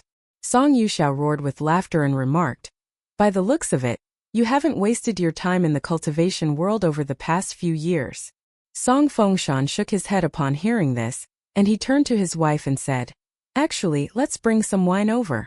Otherwise, I'll feel unhappy and uncomfortable. Lu Qian stood up and walked away to grab some wine. Song Yuxiao was able to benefit from this, and even his voice became louder as he talked. Song Fengshan didn't drink much, and Lu Qian only drank a single cup of wine as a token gesture. The 2 pots of wine that the villa had made by itself and aged for 5 years were all drunk up by Song Yuxiao and Chen Pingin. Upon hearing that Chen Pingin planned to leave in 2 days, Song Yuxiao waved a hand and instructed, bring 2 more pots of wine over. If this young boy is able to outdrink me, then I'll allow him to immediately piss off after drinking, to say nothing of waiting for 2 days. Lu Qian didn't hesitate at all as she stood up to grab 2 pots of wine. Chen Pingin felt slightly helpless and he relented. Then I'll leave in 3 days. I genuinely have matters to attend to, Senior Song, and I need to board an intercontinental ship heading to the northern complete reed continent. If I miss this intercontinental ship, then I'll be forced to wait for at least 1 more month. Song Yuxiao glared at him and exclaimed, then why don't you leave right now, huh? You can't even delay things for 1 or 2 days. Am I Song Yuxiao too unimportant? Or are you Chen Pingin too important nowadays? People all say that the honor of the cultivation world becomes most evident when persuading each other to drink. Chen Pingin mumbled. Song Yuxiao smacked the table and scolded. Shut up and drink your wine. Always whining about this and that. If you ask me, I'd say that young girl has bad eyesight and observation skills, or else how could she have become attracted to a man like you? Someone who remains hesitant and indecisive even after drinking wine. What's wrong? Have the 2 of you split up already? Chen Pingin's mood improved greatly upon hearing this, and a bright glimmer appeared in his eyes as he spoke with confidence and vigor. However, he was slightly tongue-tied as he talked and he retorted, let's drink, let's drink. Me? Afraid of you? You truly screwed me over back then, Senior Song. You scared me half dead with your remark back then, but it thankfully didn't matter in the end. Here, let's drink this bowl of wine before I continue. To tell you the truth, Senior Song, your ability to hold alcohol has gotten worse over time. How many bowls have you had? Yet, look at how flushed your cheeks have already become. It's as if you've put on some rouge. Song Yuxiao was infuriated upon hearing this and he challenged, if you're so capable, then let's see you drink without your hand shaking the entire time. Hold your bowl steady, or else you're losing a drop of friendship with each drop of wine that you dare to spill. Song Fengshan and Lu Qian were secretly enjoying the show. Chen Pingin was still young after all, and he wasn't familiar with the ability of the older generation to persuade others to drink. They had a myriad of methods that were incredibly difficult to guard against. The elder and the youth drank as if there were no tomorrow. In the end, what Song Fengshan and Lu Qian saw was the 2 people taking off their boots and sitting cross-legged on their chairs. Fortunately, Song Fengshan kept them in check and refused to give them more wine no matter what. Only then did Song Yuxiao and Chen Pingin relent and give up their competition. Otherwise, they could have drunk until they barfed and then kept drinking afterward anyway. Chen Pingin stayed in the same building as back then, the one that was fairly close to the mountain and water pavilion and the waterfall. He lay down and fell asleep straight away. Song Yuxiao didn't fare much better, and he staggered around as he returned to his residence. It wasn't long before thunderous snores traveled out from his room. Chen Pingin was genuinely drunk, but he still managed to just barely maintain a wisp of clarity as he lay in bed with his eyes closed. There was something wrong with Senior Song's mental state. Otherwise, the water-combing nation's sword saint from back then wouldn't have reacted as he did today. Even if he were forced to accept Han Yuanshan's proposal due to his concern about his descendants' future, and were forced to turn down Su Lang's challenge due to the circumstances, he definitely wouldn't have acted and responded as he did today. He wouldn't have accepted his old age and accepted his fate just like that. However, Qian Ping'an didn't directly ask Senior Song about this. He didn't mention this matter even after having so much to drink. It wasn't the case that he could become drunk and say anything he wanted just because they had a good relationship. After all, was it not common for one or two unintentional remarks to become knots in the hearts of very close friends or relatives? Near the end of their drinking competition, Song Yuxiao had suddenly glanced at the bamboo hat on the table as well as the long sword on Qian Ping'an's back, and he had asked, "Is the sword on your back good?" Qian Ping'an had nodded in response and replied, "It's good." Song Yuxiao had smiled and said, "Then that's good." Qian Ping'an had felt very confused, but he hadn't thought much about it. He didn't have the time to worry about it as he drank and burped. A hint of dejection had appeared on Song Fengshan and Lu Qian's faces, but they had concealed this very well, covering it up in the blink of an eye. Qian Ping'an had a raging headache from drinking too much, and he murmured to himself as he fell asleep, "Wine available today, I indulge until I'm drunk, feeling like an immortal in my inebriated state. Worries descend tomorrow, I worry about them then, always wine available to wash away my sorrows." Qian Ping'an opened his eyes early in the morning, brushing his teeth and washing his face before following that small and serene path to the waterfall. He naturally wasn't practicing fist techniques this time, and he simply wanted to check out the character that he had secretly carved on the cliff face all those years ago. However, the person who greeted him at the mountain and water pavilion was Song Fengshan instead of Song Yuxiao. Qian Ping'an quickly walked over, and Song Fengshan stood up to greet him. Song Fengshan smiled and said, "It's rare for Grandpa to drink with no restraint, and he's still yet to wake up." Qian Ping'an felt slightly guilty, and he fell silent for a moment before looking around and asking, "Do you truly not think it's a pity to move away from here just like that?" Of course I feel slightly reluctant to leave," Song Fengshan replied. However, Grandpa made this decision himself, and he voluntarily instructed someone to deliver this message to Han Yuanshan. In reality, both Lu Qian and I wanted to turn down Han Yuanshan's offer back then. Our thinking at the time was that we would take a step back, at most allowing Wang Yiran, who Grandpa also acknowledges, to win the battle between the saber and the sword. That way, Wang Yiran could rightfully become the alliance leader of the water-combing nation's martial arts world. At the same time, the Sword Water Villa definitely wouldn't relocate. This villa is built on the blood, sweat, and tears of Grandpa after all. However, Grandpa didn't accept our suggestion, saying that an inanimate villa couldn't compare to living people. That being the case, what can't be let go? You also understand Grandpa's temper. He's a very stubborn person. Qian Ping'an nodded in agreement and said, "Senior Song is indeed a stubborn person. Otherwise, he wouldn't have gone by himself to block the large army of the water-combing nation back then." Song Yuxiao was a very important person to Qian Ping'an. When it came to some people, them staying in the cultivation world and interacting with other people would be as if they were holding a pot of wine and filling the cups of other people, filling it with chivalry and honor. People could accept these wine cups and drink freely without a worry in the world. Song Fengshan smiled and said, "Grandpa already has no attachment to the current cultivation world, always saying that it's difficult to even find a drinking buddy. It's because of this that he's made such choices." These words were seemingly too heavy, so Song Fengshan quickly joked and said, "Qian Ping'an, don't be afraid to visit our new villa for a drink just because Grandpa is forcing you to drink too much. To be fair, you share part of the blame as well, saying that you needed to leave so soon. Grandpa naturally wouldn't delay your journey for real, but old people are all when they drink with other people." He was also reluctant to back down in front of his grandchild, so he could only drink bowl after bowl of wine with you. "I understand this," Qian Ping'an said with a smile. "To tell you the truth, Wei Wei suddenly sent a flying sword to Lu Qian last night, simply asking if you were at the villa.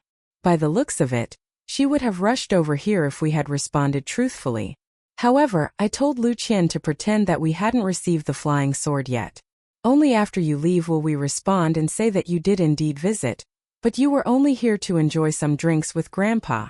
Qian Ping'an cupped his fists in a grateful salute.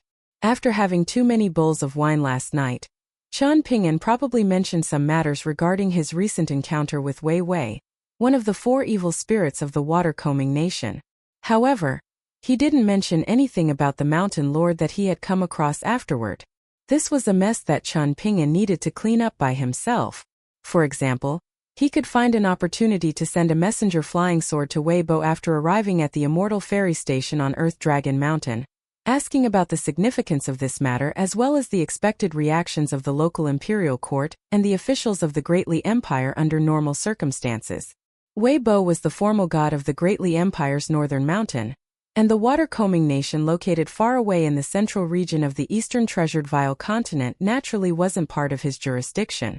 However, it was precisely because of this that Chen Ping'an had acted in such a bold and decisive manner.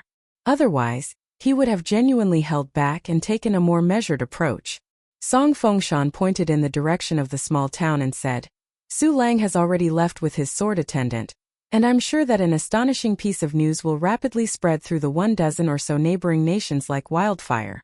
Su Lang engaged in a life-and-death battle with a sword immortal from the mountains, and he won honor and respect even though he lost the battle." Chen Ping'an didn't dwell on this spread of fake news, and he chuckled, "I've never really understood the existence of sword attendants. The imperial concubine of the Great Li Empire had used a sword attendant back then, just as green bamboo sword immortal Su Lang was doing now." There was a slightly awkward expression on Song Fengshan's face. "Big Brother Song also feels the same way?" Chen Ping'an asked.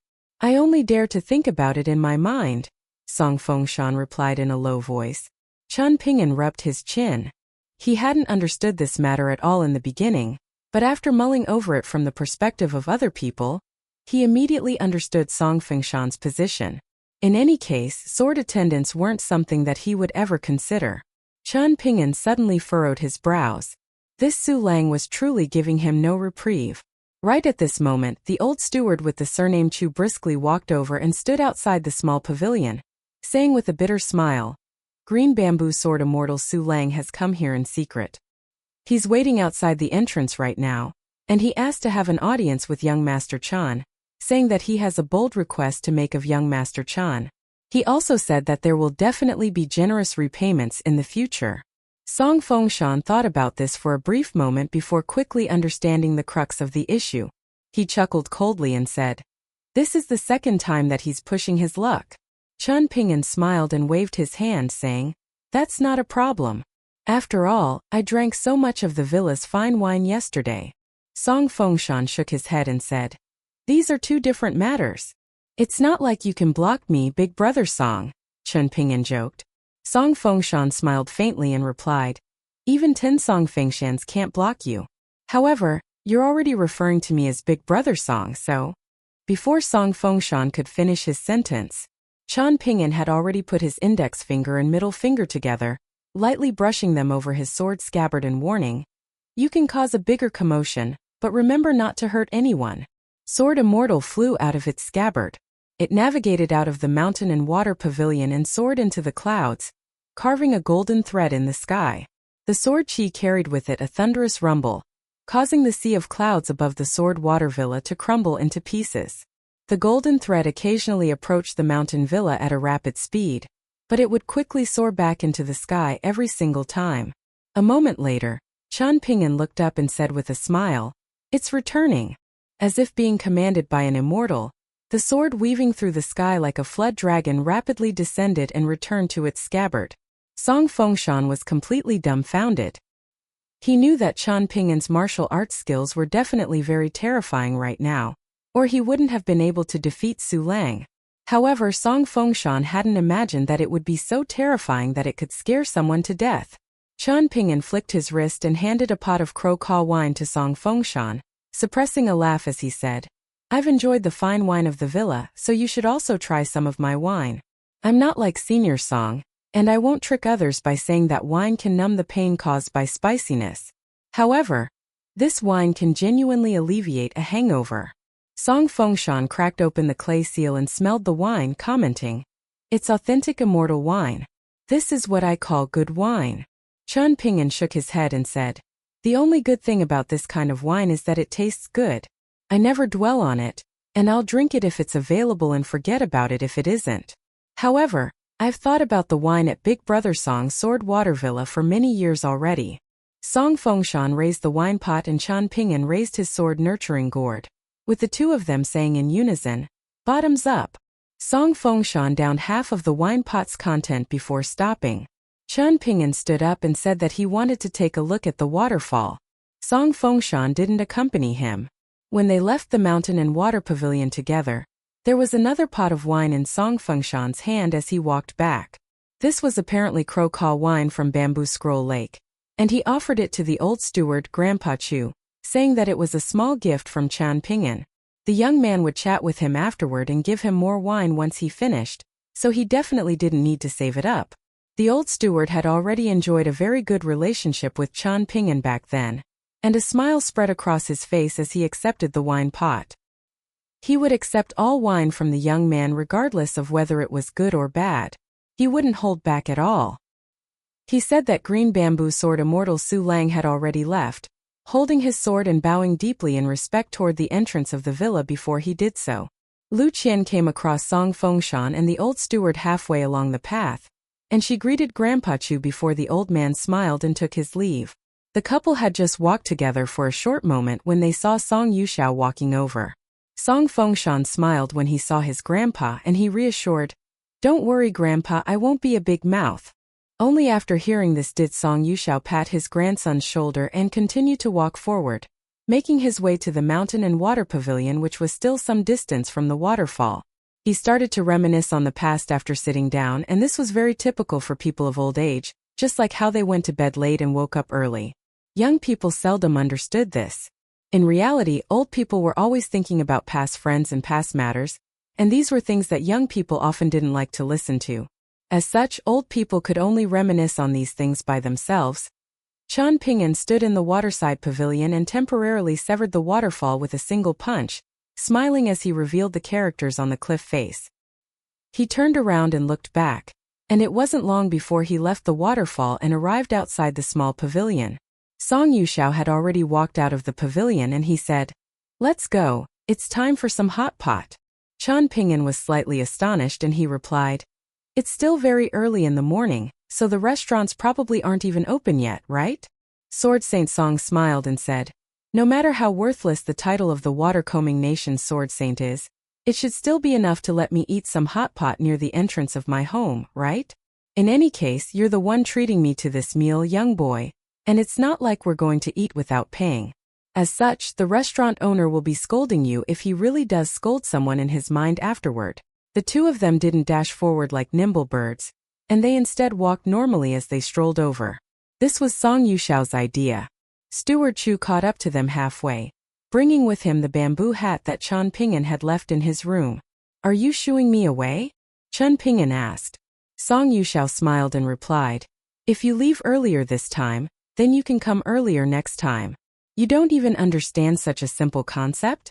Are you an idiot?" Chen Ping'an didn't know how to respond. There was no rising smoke from stove fires when they arrived at the small town, and there were only the occasional clucks of chickens and barks of dogs. Everything seemed quiet and peaceful. Song Yuxiao forcefully knocked on the door of a restaurant, and the owner who answered the door was no longer the old owner whom Chen Ping'an was familiar with. Instead, it was a bleary-eyed middle-aged man. He smiled when he saw Sword Saint Song and he asked, "What's the matter, old villa master?" Song Yuxiao pointed at the young swordsman dressed in azure and wearing a bamboo hat beside him and replied, "This young lad said that he wants to eat hot pot, so we'll have to trouble you with throwing something together." The middle-aged man wasn't annoyed at all, not on the surface nor in his heart. His good relationship with the villa was inherited from his father, and he still treated the villa and its old villa master well even though his father had passed away and even though the villa was apparently going to relocate soon. He smiled and responded, "No worries, I'll prepare it for old villa master right away. The second floor is coincidentally quite peaceful right now, what with there being no other customers around." Just like last time, Song Yuxiao brought Chen Ping'an to the table beside the window on the second floor. This restaurant was familiar with Sword Saint Song's tastes, so they were extremely deft as they prepared the soup base and the meat and vegetables.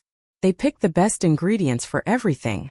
It wasn't long before the table was filled with plates and bowls of varying sizes, with the hot pot base also starting to bubble and steam. Song Yuxiao asked the restaurant for 2 pots of wine, one for each of them.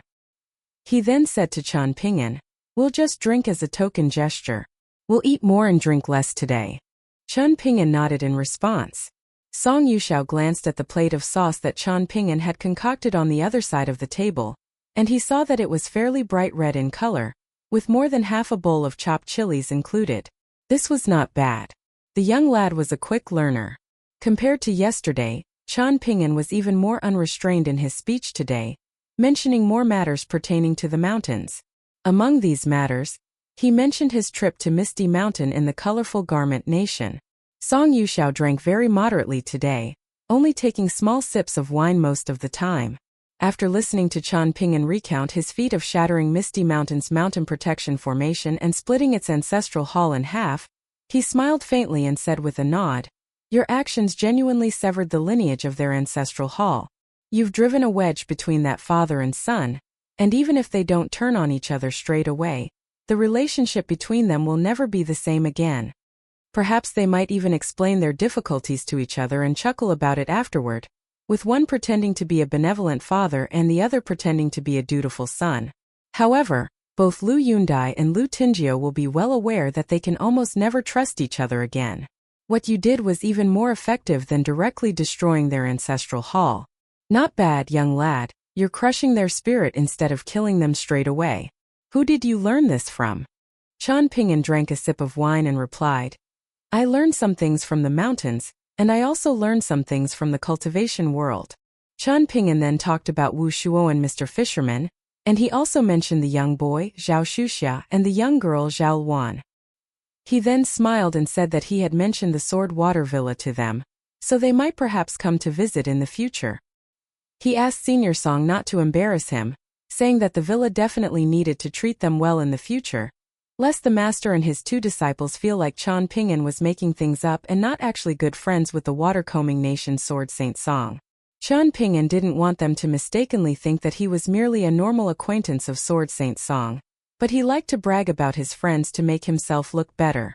Song Yuxiao laughed heartily, dipping a piece of beef tripe in the steaming hot pot soup before placing it into Qian Ping'an's bowl. They cleaned up the dishes on the table, and they also drank every last drop of wine. Song Yuxiao once again accompanied Qian Ping'an to the entrance of the small town, this time with a young man who could hold his alcohol and eat spicy food and not become as fazed as before. The old man couldn't help but feel slightly disappointed. Qian Ping'an put on his bamboo hat, standing still and cupping his fists as he said, "I'm off, Senior Song." Song Yuxiao nodded in response before adding, "You're not very handsome or anything, so why are you covering your appearance with a bamboo hat?" Qian Ping'an adjusted his bamboo hat and replied in a serious voice, "This is hard to say. Only ladies have the right to judge the appearances of men." Song Yuxiao chuckled and scolded, "Judge your ass." Qian Ping'an smiled and turned around to leave. Only when Qian Ping'an walked very far away did he finally turn around and walk back to the mountain villa along the quiet and peaceful street. The old villa master was alone as he walked past the archway which Su Lang had dashed past when preparing to challenge his swordsmanship. There were some things that Qian Ping'an had wanted to ask but couldn't ask directly.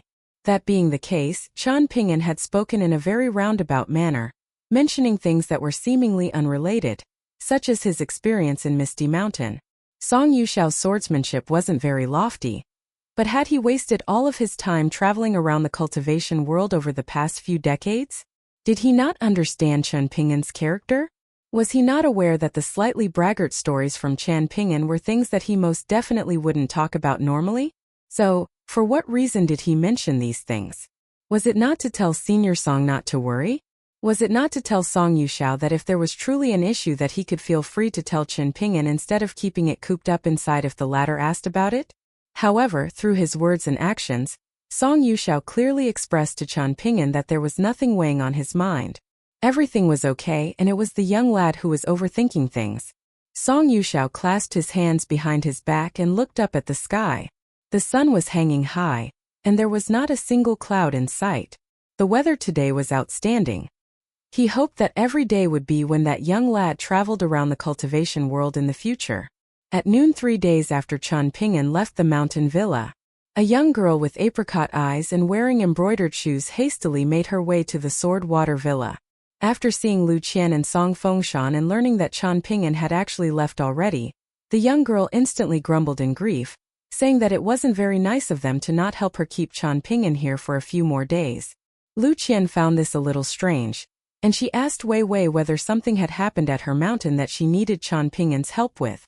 Lu Qian then put on a serious expression and said, I'm aware of the conflict between you and that mountain god, and the Sword Water Villa is willing to help as long as you ask. However, the Sword Water Villa definitely won't allow Qian Ping'an to get involved. Wei Wei's expression was strange as she asked, The Great Sword Immortal didn't tell you about the events at the old temple? He did, Lu Qian replied in puzzlement. He said that you still dared to go back to your old ways, not learning your lesson even after suffering at the hands of Grandpa back then. You started to trick men for their yang energy at the old temple again. What's wrong? Did something else happen between the two of you? Wei Wei chuckled and said, No, nothing much happened. It's just that he took a fancy to me, but he was too embarrassed to admit his feelings. I also developed some feelings for him, so I thought that I should come here to ask Grandpa Song to become our matchmaker. The corners of Song Fengshan's mouth curled up into a smile. What absolute nonsense was this? Who was she trying to trick? Who here wasn't aware of Wei Wei's true tastes? In any case, with Qian Ping'an's temperament and current cultivation base, Wei Wei could thank the heavens that she wasn't vanquished in a single strike by him. Lu Qian smiled and exposed Wei Wei, saying, All right, you shouldn't make too many jokes that risk your life in the process. You'll suffer your fair share of punishment if you're truly overheard by Grandpa or Qian Ping'an.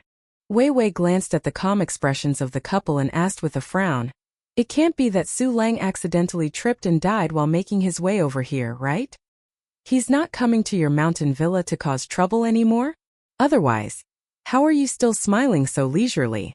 Shouldn't you be washing your faces with tears every day?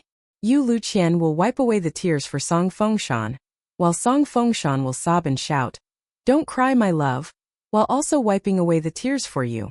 Song Fengshan couldn't stand the teasing from this female ghost of the water-combing nation, so he found an excuse to stand up and leave. Lu Qian roughly told Wei Wei about Su Lang being defeated and pushed back, as well as his visit and request for an audience afterward. In reality, Lu Qian had been the one diligently attending to the matters of the Sword Water Villa over the past few years. As such, she was well aware of what she should say and what she shouldn't say. Otherwise, Senior Song and her husband wouldn't have felt so at ease with her looking after the family affairs. Wei Wei nodded and unexpectedly didn't appear surprised at all. Upon seeing Lu Qian's pensive gaze, Wei Wei yelped in surprise and held her hands to her heart, exclaiming, Oh, young Master Chen's swordsmanship is already this lofty and divine? He's truly undergone a remarkable transformation in a short period of time. Oh, I'm scared to death. Good heavens! If I had known this back at the old temple, I should have offered myself to him. Even if I don't like men, everything will pass in a moment once I close my eyes. Lu Qian threw a handful of roasted seeds at Wei Wei and scolded, Enough with such shameful and vulgar words. I should have arrived yesterday, but we ghosts truly can't compare to the rapid speed of sword immortals riding on their swords when we travel on the wind, Wei Wei suddenly said. Forget about it, there's no point mentioning these things. I've cultivated in earnest for several hundred years, yet this still doesn't compare to that man journeying around and enjoying the scenery for less than 10 years. How heartbreaking. Qianer, I arrived here one day later because I took a detour to the provincial city. I plan to engage in a significant matter that pertains to the foundation of my great Tao, and I won't bore you with the details right now. You'll find out one way or another in the future. While I was in the city, however, I discovered traces of the unruly Saber Villa. That young woman Wang Shanhu is truly haughty and arrogant nowadays. I could smell the makeup on her body from miles away. Most likely due to Su Lang's failure here. The spies that Han Yuanshan stationed in the small town immediately notified their superior of the situation using messenger flying swords. This allowed the unruly Saber Villa to immediately respond to the situation. Wei Wei patted her chest and purposely put on an embittered expression, saying, You guys need to make haste and start preparing. Things would have naturally been fine if my lover, Qian Ping'an, were still at the mountain villa. But now that the disloyal bastard has run away, what if Han Yuanshan also makes his way here? I won't stand on your side at that time, and I'll at most refuse to help either side. We may be good sisters, but I can only cry in secret if Han Yuanshan truly wants to punish your mountain villa. Wei Wei was actually very curious about why Han Yuanshan was acting in such a merciless manner, not caring about the bigger picture at all and insisting on targeting the Sword Water Villa, forcing Song Yuxiao to leave so that he could build a mountain god temple there. The mountain spirit that Qian Pingyan had killed with a single thrust of his sword had been dreaming big the entire time, yearning to ascend the heavens in a single step and become the new mountain god at the Sword Water Villa's old ancestral grounds. As for the significant matter that she didn't mention, she was naturally planning to replace that beast as the new mountain god. She had been secretly competing with Lu Qian the entire time after all, and this was very common among sisters in the world. Their relationships might be good, but they still needed to compete to see who was living the better life. They couldn't be careless about this matter. Wei Wei and Lu Qian had both been members of the water-combing nation's 4 evil spirits in the past, yet Lu Qian, a mountain spirit, had already become the young mistress of the Sword Water Villa. That being the case, why couldn't Wei Wei become a mountain god and overtake her sister? The transaction between the Sword Water Villa and Han Yuanshan was extremely secretive, so Lu Qian naturally wouldn't mention it to Wei Wei. One shouldn't reveal too many of their inner thoughts, and it was also important to decide to whom these inner thoughts could be revealed. Otherwise, what was shared could never be unshared afterward. Lu Qian pondered for a moment, carefully organizing the words in her mind before saying slowly, "It probably isn't a bad thing, with Qian Pingyan's interference most likely striking fear in Han Yuanshan's heart. With his cautious and meticulous manner of doing things, he most likely won't visit us personally, and he'll instead have his puppet, Wang Iran, come here to discuss things with our villa. The relationship between the 3 parties won't become too hostile." Wei Wei gave this some thought and agreed that this was most likely the case. At the battlefield where the old man and the young boy had faced an army of tens of thousands back then, there was a swordsman dressed in azure and wearing a bamboo hat who didn't immediately head to the immortal ferry station located in Earth Dragon Mountain after leaving the small town. Instead, he posed a few questions to a nearby mountain god who was about to be promoted, and only then did he finally learn about the matter that Song Yuxiao, Song Fengshan, and Lu Qian were all unwilling to mention. Why had Song Yuxiao lost his spirit as a sword grandmaster and a pure martial artist? This pertained to a secret matter that few people in the Sword Water Villa knew about. This mountain god whom the imperial court of the water-combing nation had high hopes for had only learned of this secret matter because he oversaw the fortune of this area, and had been channeling his innate mystical ability back then. This matter wasn't necessarily big, with not a single person dying because of it. However, was this matter small? Could it really be regarded as such? Once upon a time, a martial artist who had traveled over from the faraway Middle-earth divine continent had visited the Sword Water Villa, obtaining a bamboo sword scabbard from Song Yuxiao. The martial artist had asked to buy it in the beginning, offering a huge sum of immortal coins. However, Song Yuxiao hadn't been willing to sell the bamboo sword scabbard. The reason for this was very simple. He wouldn't sell the bamboo sword scabbard because it was a gift for a friend. Hearing this, the martial artist with an unfathomably lofty cultivation base had given Song Yuxiao 3 days to reconsider his decision. He wouldn't be simply buying the sword scabbard in 3 days' time. Before leaving, the martial artist had glanced at Song Fengshan and Lu Qian, smiling coldly as if he were looking at measly ants. He had then changed his tune, saying that buying the sword scabbard with 2 lives was still buying. Song Yuxiao had remained silent for 3 days. Meanwhile, Song Fengshan and Lu Qian had reached a consensus, and they surprisingly encouraged their grandpa not to sell the sword scabbard. However, Song Yuxiao had ultimately decided to hand over the bamboo sword scabbard on the final day, not accepting any immortal coins either. The old man genuinely started to appear old. However, Song Yuxiao actively invited his grandson and granddaughter-in-law over for a drink, and he even raised a toast to Lu Qian, saying that it was thanks to the good karma accumulated by the ancestors of the Song clan that his grandson had managed to find such a good wife. In the past, it was his fault for doubting her and looking down on her. Lu Qian had downed the cup of wine with tears brimming in her eyes. In the end, the old man consoled his descendants by saying that everything was okay. Things were truly fine, so they didn't need to take the matter to heart. It was only a bamboo sword scabbard after all, and he had never mentioned this matter to Qian Pingyan anyway. As such, they could pretend that nothing had ever happened. An impressive convoy of carriages slowly trundled toward the swordsman in azure. Qian Pingyan retracted his thoughts. After visiting the local mountain god, He had told the mountain god not to mention their encounter to the Sword Water Villa. The mountain god naturally didn't dare to disobey him. In any case, the mountain god from the water-combing nation felt a sense of shared glory that he was able to sit on the mountain peak and share a drink with this young sword immortal. Chen Ping'an didn't leave immediately and didn't return to the Sword Water Villa either because he felt unhappy but was unsure of what to do. As such, he wandered around this area and mulled over matters by himself. And then he came across some familiar faces again. Chen Ping'an only took a few glances at them before moving aside to let them pass. After traveling around the cultivation world for extended periods of time, he had witnessed all kinds of strange things in the mountains and all kinds of weird and wonderful people in the mortal empires. His experience and observation skills were much better than before, so he was seldom surprised by what he saw.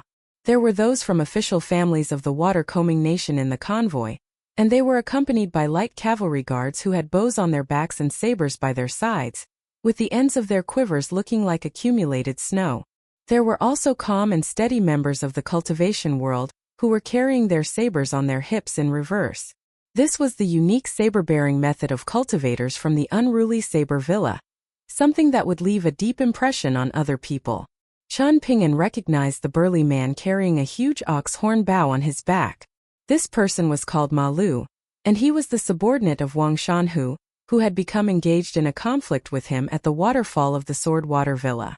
Wang Iran had loudly chided Ma Lu at the time, and it could be seen from his response that the unruly saber villa had a fairly good culture. Wang Iran's success today wasn't all thanks to Han Yuanshan. Since Chen Ping'an was aware of the transaction between the Sword Water Villa and Han Yuanshan, and with Su Lang failing to challenge and defeat Song Yushao in swordsmanship, it could be said that everything was already set in stone. Chen Ping'an didn't do anything even though he recognized some members of the convoy, and he instead moved off the road and slowly walked toward the distant mountain forest. He was responding like the wanderers in the cultivation world who felt inferior to officials. Subordinate Ma Lu was faithful to his duty, and he glanced at the passerby and carefully examined him for a while before averting his gaze and not thinking much of the person.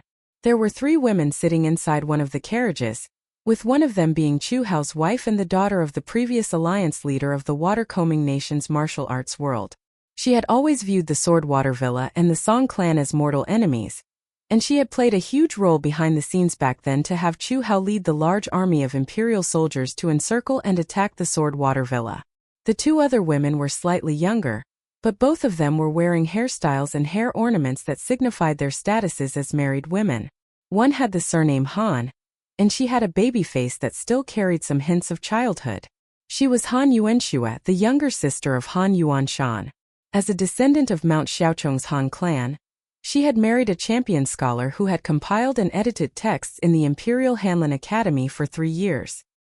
His official rank wasn't high, only being at the 6th rank, but he was a most respectable official from the Imperial Hanlin Academy, after all.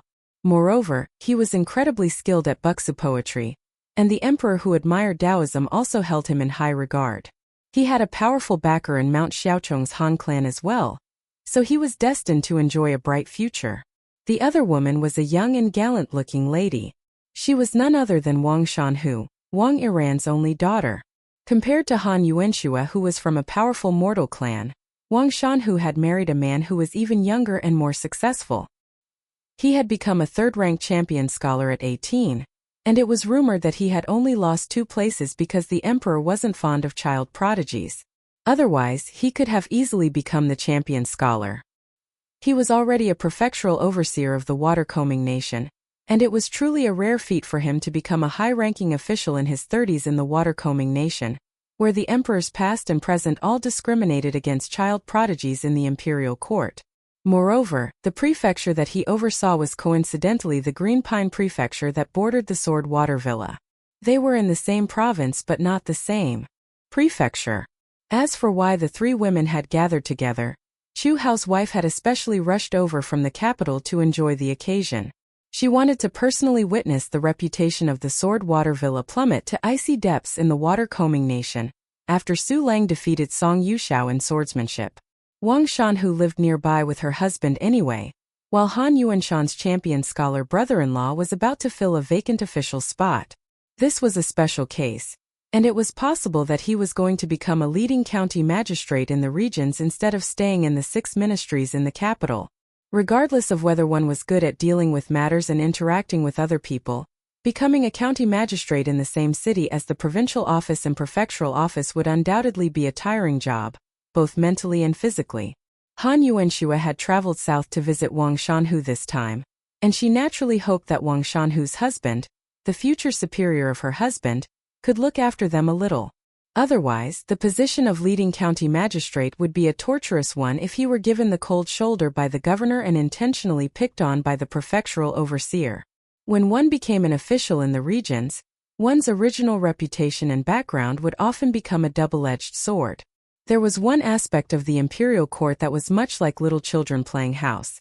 Whoever wore new boots would have their toes stepped on by the others. After the new boots were dirted, everyone would be the same again. This was called blending in with one's environment. Lady Chu was frowning in slight anxiety, with her expression inviting pity and care. Her skin was well maintained, and even though she wasn't young anymore, she still maintained her beauty and charm. She was no less attractive than younger women such as Wang Shanhu and Han Yuanxue. It was very understandable for Lady Chu to feel disappointed and self-pitying at this moment. A good show had been imminent, and all of the pieces had already been in place. Unexpectedly, however, the Pine Stream Nation's green bamboo sword immortal Su Lang was completely useless, and he shockingly failed to suppress the sword water villa after 2 attempts. This in turn allowed Song Yuxiao, the old bastard who already had 1 foot in the grave, to gain a boatload of fame and reputation for free. She felt extremely aggrieved and downcast, and she couldn't help but raise her hand and pat her chest. She had come across 2 heartless bastards in her life, and neither of them was any good. One of them liked to consider the big picture before making decisions, and this person had obtained both her heart and a handsome dowry that was equivalent to almost half of the wealth of the water-combing nation's cultivation world. This person was Chu Hao, and he was surprisingly a coward who refused to turn against Song Yuxiao no matter what. He always told her to wait for a little longer, and when he finally felt like the time was right, he had mysteriously died just like that. Han Yuanshan had swooped in after Chu Hao's death, but he was even more shameless than that good-for-nothing. After winning over her heart and her body a few years ago, he had surprisingly told her in a very direct manner that she didn't need to dream about seeking revenge. Not only that, but the 2 clans might even become closer and have more frequent contact in the future. Fortunately, Han Yuanshan hadn't rejected her request to leave the capital to watch the good show of Su Lang challenging Song Yuxiao's swordsmanship this time.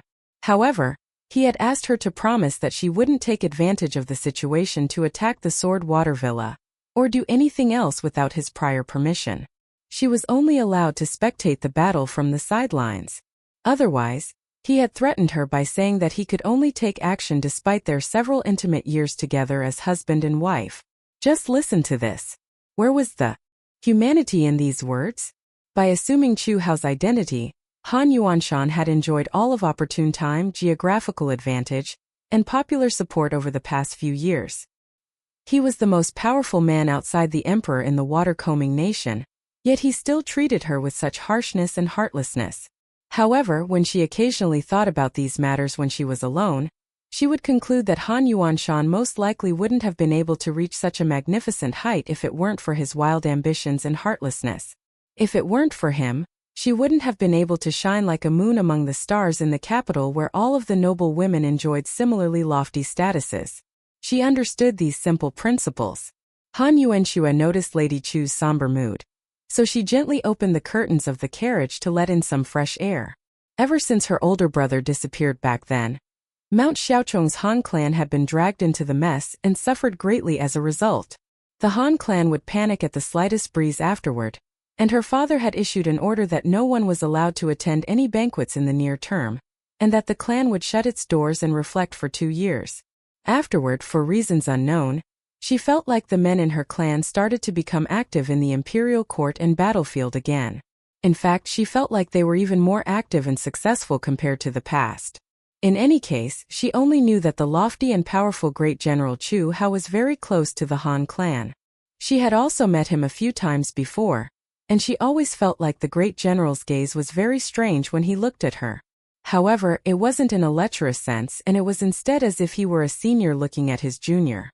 As for Lady Chu, the most well-off lady in the capital, she was very intimate with Han Yuanxue and often invited her along for spring outings. After hearing of Su Lang's failure this time, Lady Chu actually wanted to return to the capital right away. However, both she and the prefectural office received a secret letter from the capital, and it was because of this that they were making this trip right now. Han Yuanshan was very blunt in his letter to Lady Chu, and he asked her to take the initiative to pay a visit to the Sword Water Villa. Otherwise, she could forget about being the so-called leader of the noble women in the capital. Since she hailed from the cultivation world, she could piss off back to the cultivation world if she couldn't do this. Lady Chu was both shocked and afraid, and she felt deep sorrow as if her insides were being hacked apart. How could she not be aggrieved and downcast at this moment? Fortunately, her two juniors in Wang Shanhu and Han Yuanxue always treated her with great respect, and this allowed her to feel slightly better. Chen Ping'an suddenly stopped in his tracks, and it wasn't long before a large group of people from the cultivation world charged out from the mountain forest, all of them strong and vigorous as they brandished a variety of weapons and rushed over. The convoy of carriages noticed the commotion near the mountain forest, and the elite light cavalry from the water-combing nation immediately spread out like a net and grabbed the bows and arrows from their backs. Meanwhile, the disciples of the unruly Saber Villa were completely unafraid as they formed a tight circle and guarded the carriage holding the three women. Chen Ping'an didn't know where this group of assassins was from, but after gauging the strength of both sides, he had no doubt that they would lose. Perhaps they weren't throwing straws against the wind, but they weren't too far off. Perhaps Chu Hao's reputation had hit rock bottom after the general recognized Song Chongjing as his ancestor in military affairs, so the gallant and righteous members of the cultivation world all viewed him as a traitor who had usurped power in the imperial court and deserved death. However, killing Chu Hao was as difficult as ascending the heavens, so they turned their attention to Chu Hao's relatives instead, somewhat increasing their chances of success. Chu Hao had steadily built up his bad reputation over time, making significant progress after the water-combing nation became a vassal state of the Great Li Empire. In the eyes of the water-combing nation's imperial court, Chu Hao had helped the station's scholarly officials of the Great Li Empire suppress many loyal officials of the nation for the sake of his own private gains. During this process, Chu Hao hadn't been averse to manipulating matters and using his public power for personal gain, and this further solidified his reputation as a traitor of the nation. He naturally made countless enemies in the process, so purging the emperor's court of evil ministers naturally became a slogan that resonated strongly in the scholarly world and the cultivation world. Lady Chu covered her mouth and yawned, clearly accustomed to these futile assassination attempts already. Do these people from the cultivation world not find themselves annoying? Han Yuanxue complained unhappily. They only know how to target and vent their frustrations on women like us. So just what kind of gallant heroes does this make them? The descendants of Mount Xiaocheng's Han clan had faced more than just one or two assassination attempts over the past few years, and even Big Sister Hushan's husband had once faced an assassination from the cultivation world simply because of his relatively close relationship with Chu Hao and the barbarians from the Great Li Empire. If it weren't for the martial secretaries of the Great Li Empire protecting him, Big Sister Hushan would have already become a widow now. Thus, Han Yuanxue felt extremely anxious now that her husband was also about to leave the capital.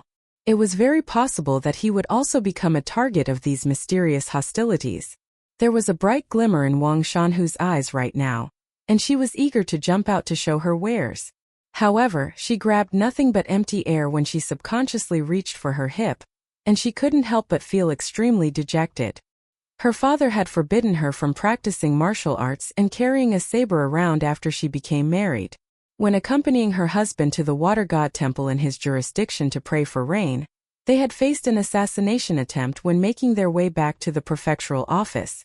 If Wang Shanhu had been armed with a saber at the time, the assassin wouldn't have been able to even get near them.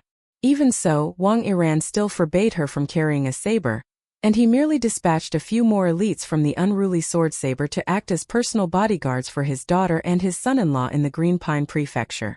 There were 30-odd people in the group of gallant attackers who swore that they would rid the water-combing nation of its traitorous ministers, and they had most likely gathered together from many different forces in the cultivation world.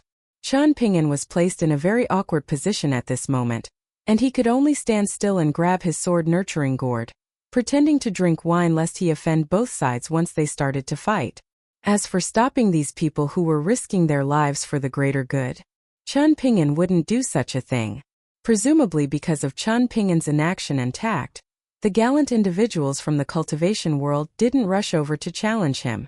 Whether intentionally or not, they slightly shifted their path and took a detour around him.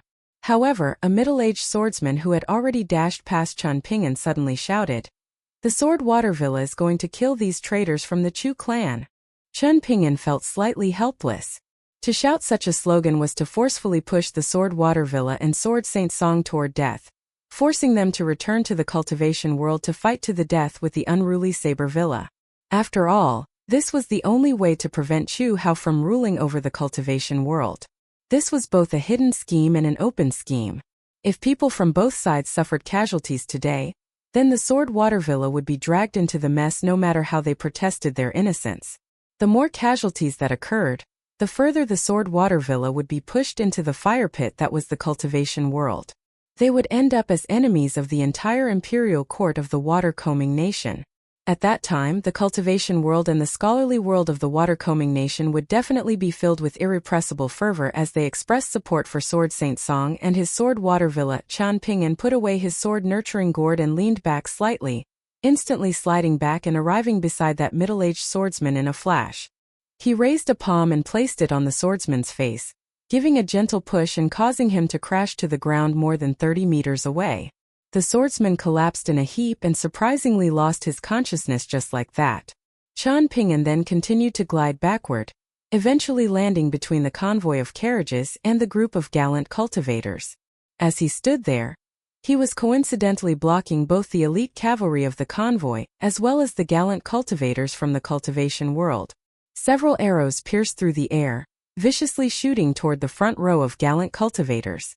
Qian Pingyan flicked his sleeve, causing the 3 arrows to travel at an unnatural angle, as they rapidly descended and stabbed into the ground. A young man stopped and pointed the tip of his sword at Qian Pingyan, his eyes bloodshot as he bellowed in anger. "Are you a dog of the Chu clan? Why are you stopping the Sword Water Villa from carrying out justice and killing these traitors?" Qian Pingyan sighed and said, "You should turn around and leave. Also, don't pretend to be from the Sword Water Villa next time you try to kill someone." An elder suddenly stepped forward and exclaimed loudly, "Chu Yue, as the adopted son of Steward Chu and as the unofficial disciple of Sword Saint Song, why do you refuse to stand with us to slay these enemies? Forget about it. We can sympathize with your ambition to reach the summit of the Sword Dao, so we won't ask you to fight side by side with us today. However, my brothers and I aren't afraid of death, so we simply ask you to move aside and allow us to fight."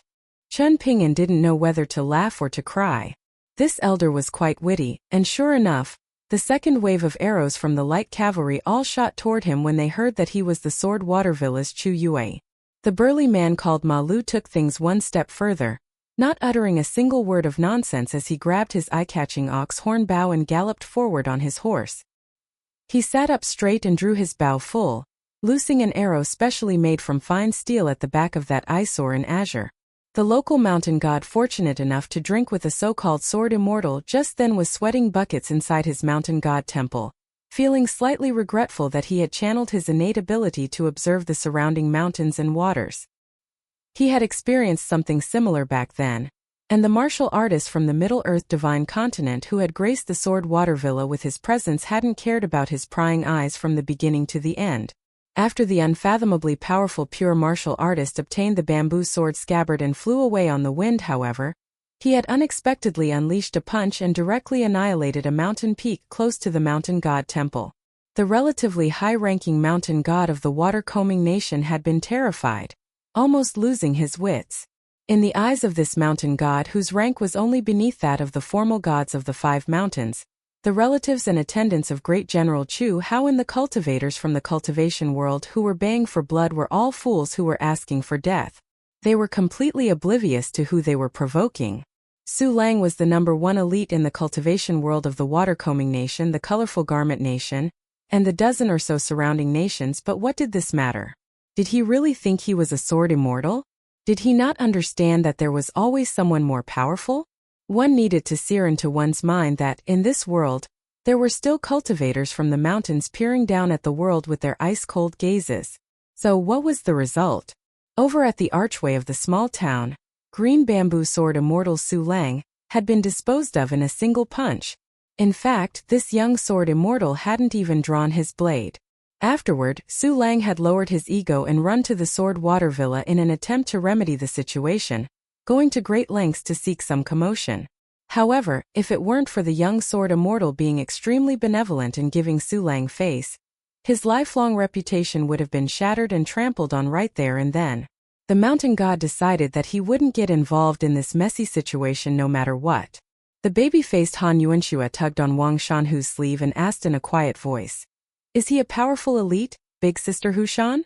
Wang Shanhu nodded and replied, "Perhaps he even has the right to spar with my father." After pausing for a moment, Wang Shanhu added in a firm voice, "Of course, he definitely isn't powerful enough to make my father use his full strength.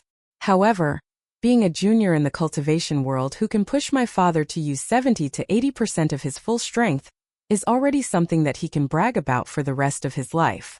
Han Yuanxue took this at face value, and she exclaimed in astonishment, "But that person looks so young, so how is he so powerful? Perhaps he's eaten some mysterious flower that allowed him to gain 60 years of cultivation progress like those tropes in the cultivation novels? Or did he fall off a cliff and obtain one or two secret martial arts scriptures?" Wang Shanhu was rendered speechless. There were no simple and effective shortcuts for pure martial artists. Only chi refiners from the mountains could enjoy these enviable and seemingly unreasonable fated opportunities, and it was because of this that they were so haughty and domineering, with each more arrogant than the other as they looked down on the cultivation world.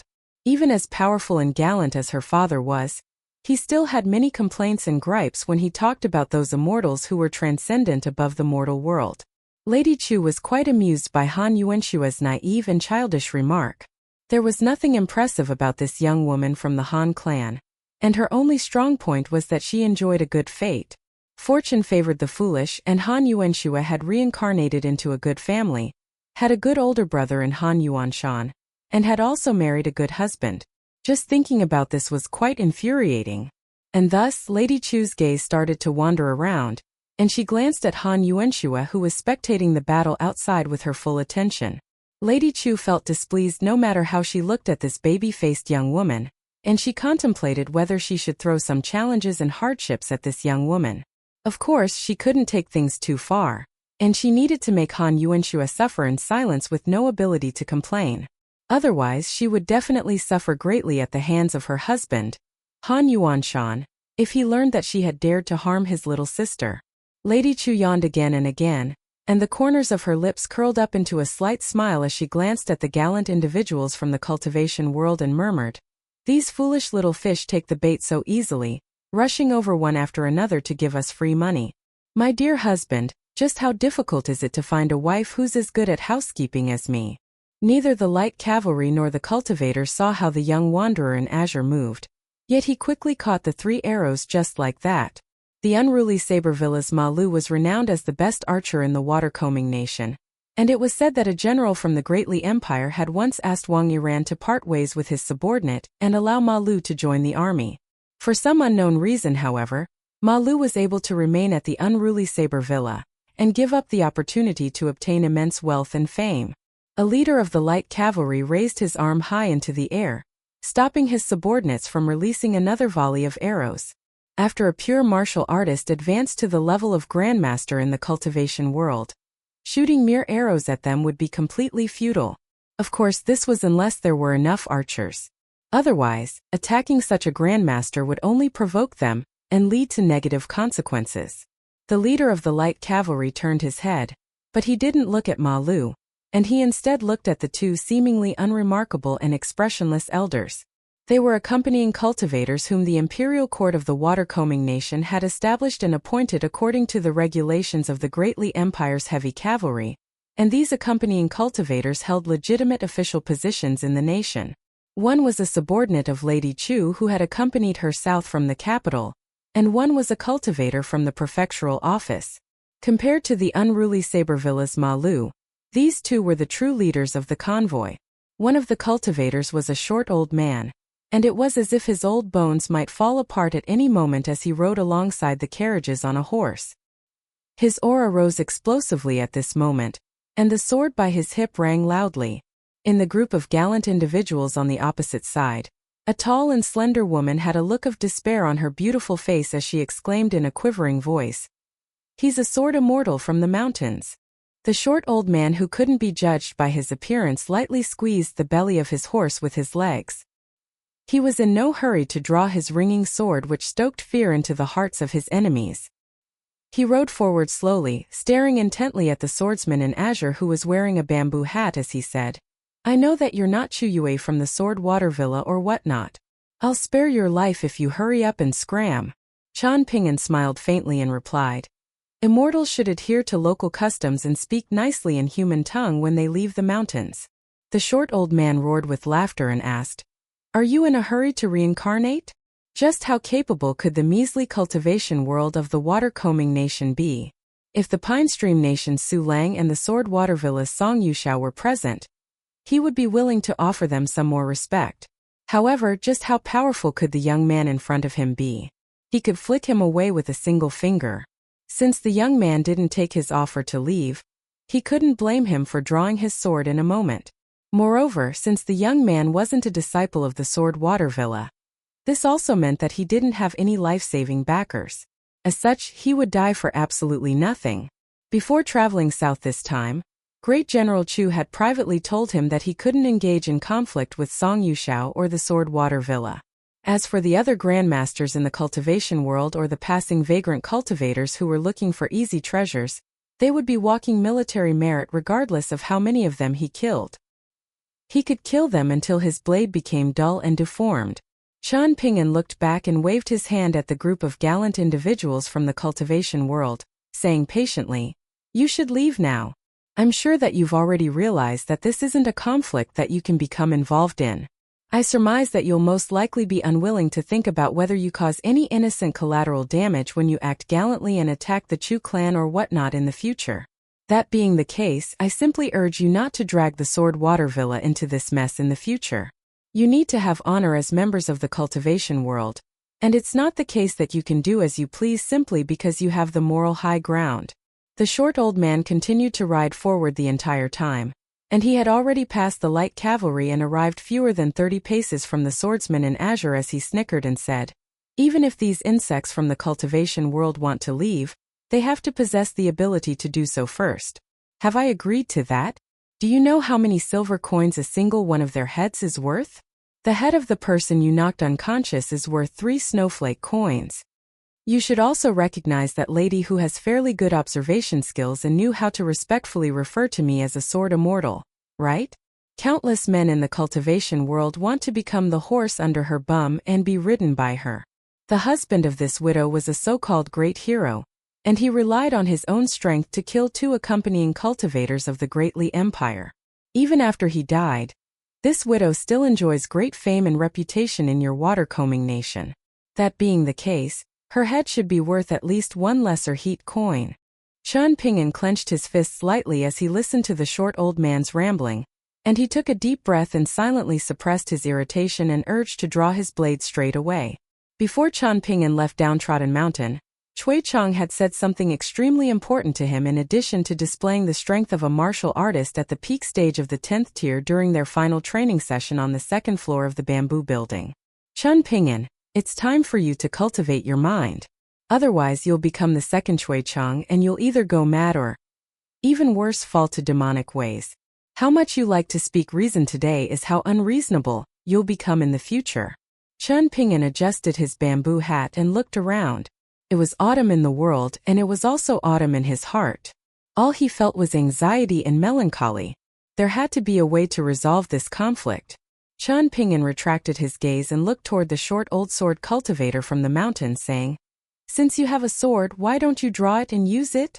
The short old man glanced at the impudent young wanderer before casting his gaze further away and looking at the widow who was renowned throughout the water-combing nation, saying, "However, me? A sword immortal? The cultivation world of the water-combing nation is truly a hilarious joke. On second thought, however, It does seem to make sense for you people to regard me as such. There was a clang as his sword left its scabbard, its aura like booming lightning. Meanwhile, the short old man maintained his carefree and leisurely demeanor as he sat on his horse with both hands on its reins. His sword shot forward, and everyone's eardrums started to ring. Regardless of whether they were friend or foe, their hearts also shuddered at the same time. However, the other accompanying cultivator who hailed from an immortal force in the water-combing nation immediately knew that something was amiss. The swordsman in azure tapped his foot and jumped up, directly landing on the tip of the short old man's flying sword. He then raised his other foot as if he were using the flying sword as a step, causing it to diagonally pierce into the ground. The young man stood on the hilt of the sword, which was now semi-embedded in the earth. The short old man who had unleashed the sword strike immediately cupped his fists without hesitation and said, "Please forgive me for my provocation, senior." He had unleashed a sword strike quickly, and he was now apologizing just as quickly. Regarding the intricacies involved, perhaps this was only understood by the two people involved as well as the accompanying cultivator from the water-combing nation. Chun Ping'an strode forward and landed on solid ground again. He placed his foot on the sword in the ground and swept outward, causing it to slide back with its tip pointing toward him.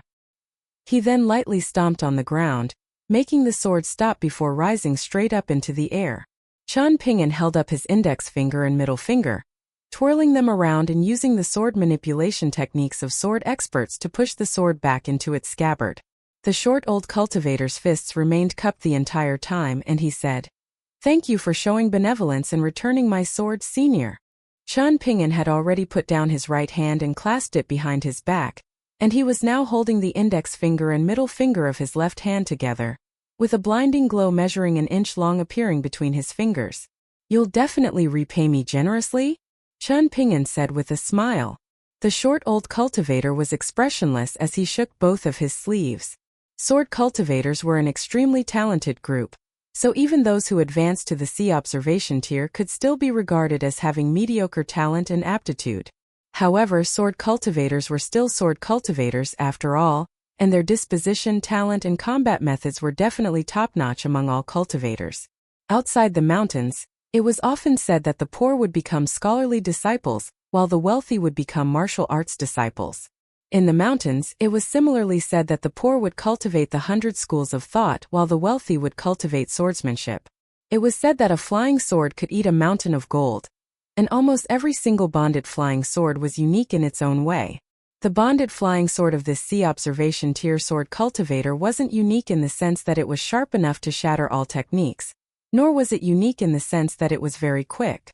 Rather, it was unique in the sense that it traveled in an unpredictable manner, making it become very elusive. In addition to this, the flying sword could also be used with a secret technique where it would seemingly create copies of itself. In the next instant, 12 identical flying swords materialized around the young swordsman in azure who was holding a bonded flying sword between his fingers, encircling him as they hovered in position. Some were higher and some were lower, yet their tips were all pointed at Chun Ping'an's critical acupoints without fail. It was difficult to decipher which sword was the real one, or perhaps all 12 swords were real. The sword rays of the 12 swords varied in strength, and this was the only shortcoming of the short old cultivator's secret technique. He was unable to have the 11 replica flying swords fully replicate the strength of the ancestor flying sword. The accompanying cultivator from the water-combing nation frowned upon seeing this. His colleague had never used this technique in front of him before, and it was presumably one of his most powerful trump cards. As a Dragon Gate tier cultivator who was more skilled at talismans and formations, he surmised that he would at least suffer severe injuries and become half dead if he placed himself in the young swordsman's current position. The young man knew that he was facing a sword cultivator, yet he still dared to act so carelessly and trap his opponent's flying sword with only 2 fingers? He was truly far too arrogant. Of the 2 accompanying cultivators, one was a Dragon Gate tier immortal, and one was a C observation tier sword cultivator. In reality, it was slightly overkill for them to serve Chu Hao in the prefectural overseer of the Green Pine Prefecture. This was especially the case with the prefectural overseer, and it was analogous to a little child's teacher being a profoundly knowledgeable Confucian sage. However, Great General Chu Hao wielded immense power in the imperial court now, And he wasn't a person who would act benevolently for the greater good.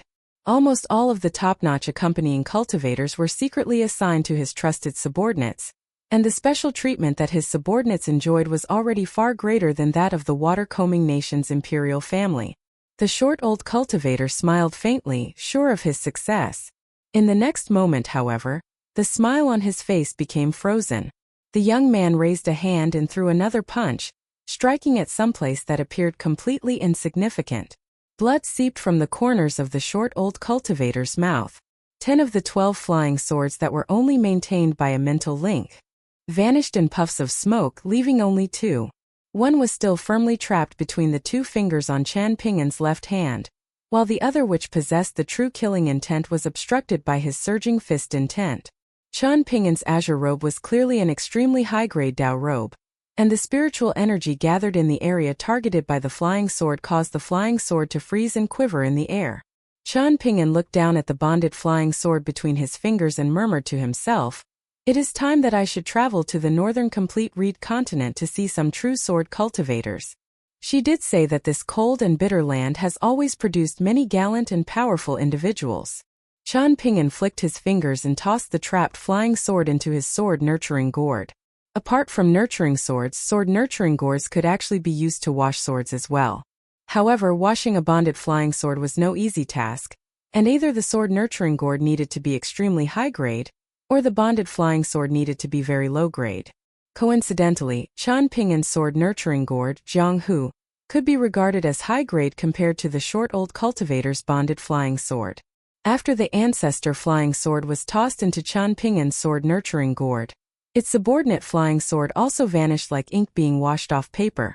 The short old cultivator's bonded flying sword trembled with fear in the sword-nurturing gourd, and this was understandable since it was accompanied by 1st and 15th. Chan Ping'an looked at the short old cultivator and said, "Don't ask the others for help." He then turned around, smiling at the gallant individuals from the cultivation world of the water-combing nation and saying, "What are you all standing there in a daze for? Are you not going to hurry up and run away? Do you really want to be killed and have your heads exchanged for money? Do you people think you're a charity or something?" These people had initially been willing to sacrifice themselves for the sake of righteousness, yet they instantly scattered like frightened birds at this moment, retreating back into the mountain forest. Looking at their disappearing figures, Chan Ping'an suddenly felt like all of this was a little silly.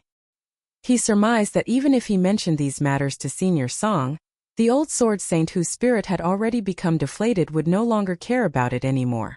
Just like he had done when they were drinking together last time, he would most likely smile and say, "There's no headache in the world that can't be treated with some hot pot. If there is, then just wash it away with some wine." Chan Ping'an glanced at the accompanying cultivator who had stood on the sidelines and observed the conflict from the beginning to the end. The cultivator nodded in acknowledgement, showing no signs of wanting to fight Chan Ping'an. Chan Ping'an didn't target them any further either, and he simply borrowed a horse from them. Of course, he was borrowing this horse with no intention of returning it. He then jumped onto the horse and rode away. The short old cultivator who had lost his flying sword didn't dare to speak up for some reason, allowing the young man to take away half his life just like that. It was as if he would lose the remaining half of his life as well if he dared to say anything. The Dragon Gate tier cultivator naturally wouldn't step forward to voluntarily plead the case for his companion. Meanwhile, the gallant individuals from the cultivation world of the water-combing nation furiously fled through the mountains. Some of them murmured quietly to each other, saying that the young man in azure was truly profound and powerful. Perhaps he was an old immortal from the mountains who was able to maintain his youthful appearance? Meanwhile, some other people grumbled in their minds. An immortal? What utter nonsense! Anyhow, what did it matter even if he really was an immortal? Was he not the same as that short old cultivator who had his flying sword stolen? It was merely a case of unscrupulous people fighting against each other. So what if these kinds of people were powerful? Could they be regarded as gallant heroes? However, there was also a young boy who felt a sense of respect and yearning. The young boy also didn't like that young man in azure, but he yearned to emulate that person's demeanor. There was also a woman who sighed softly.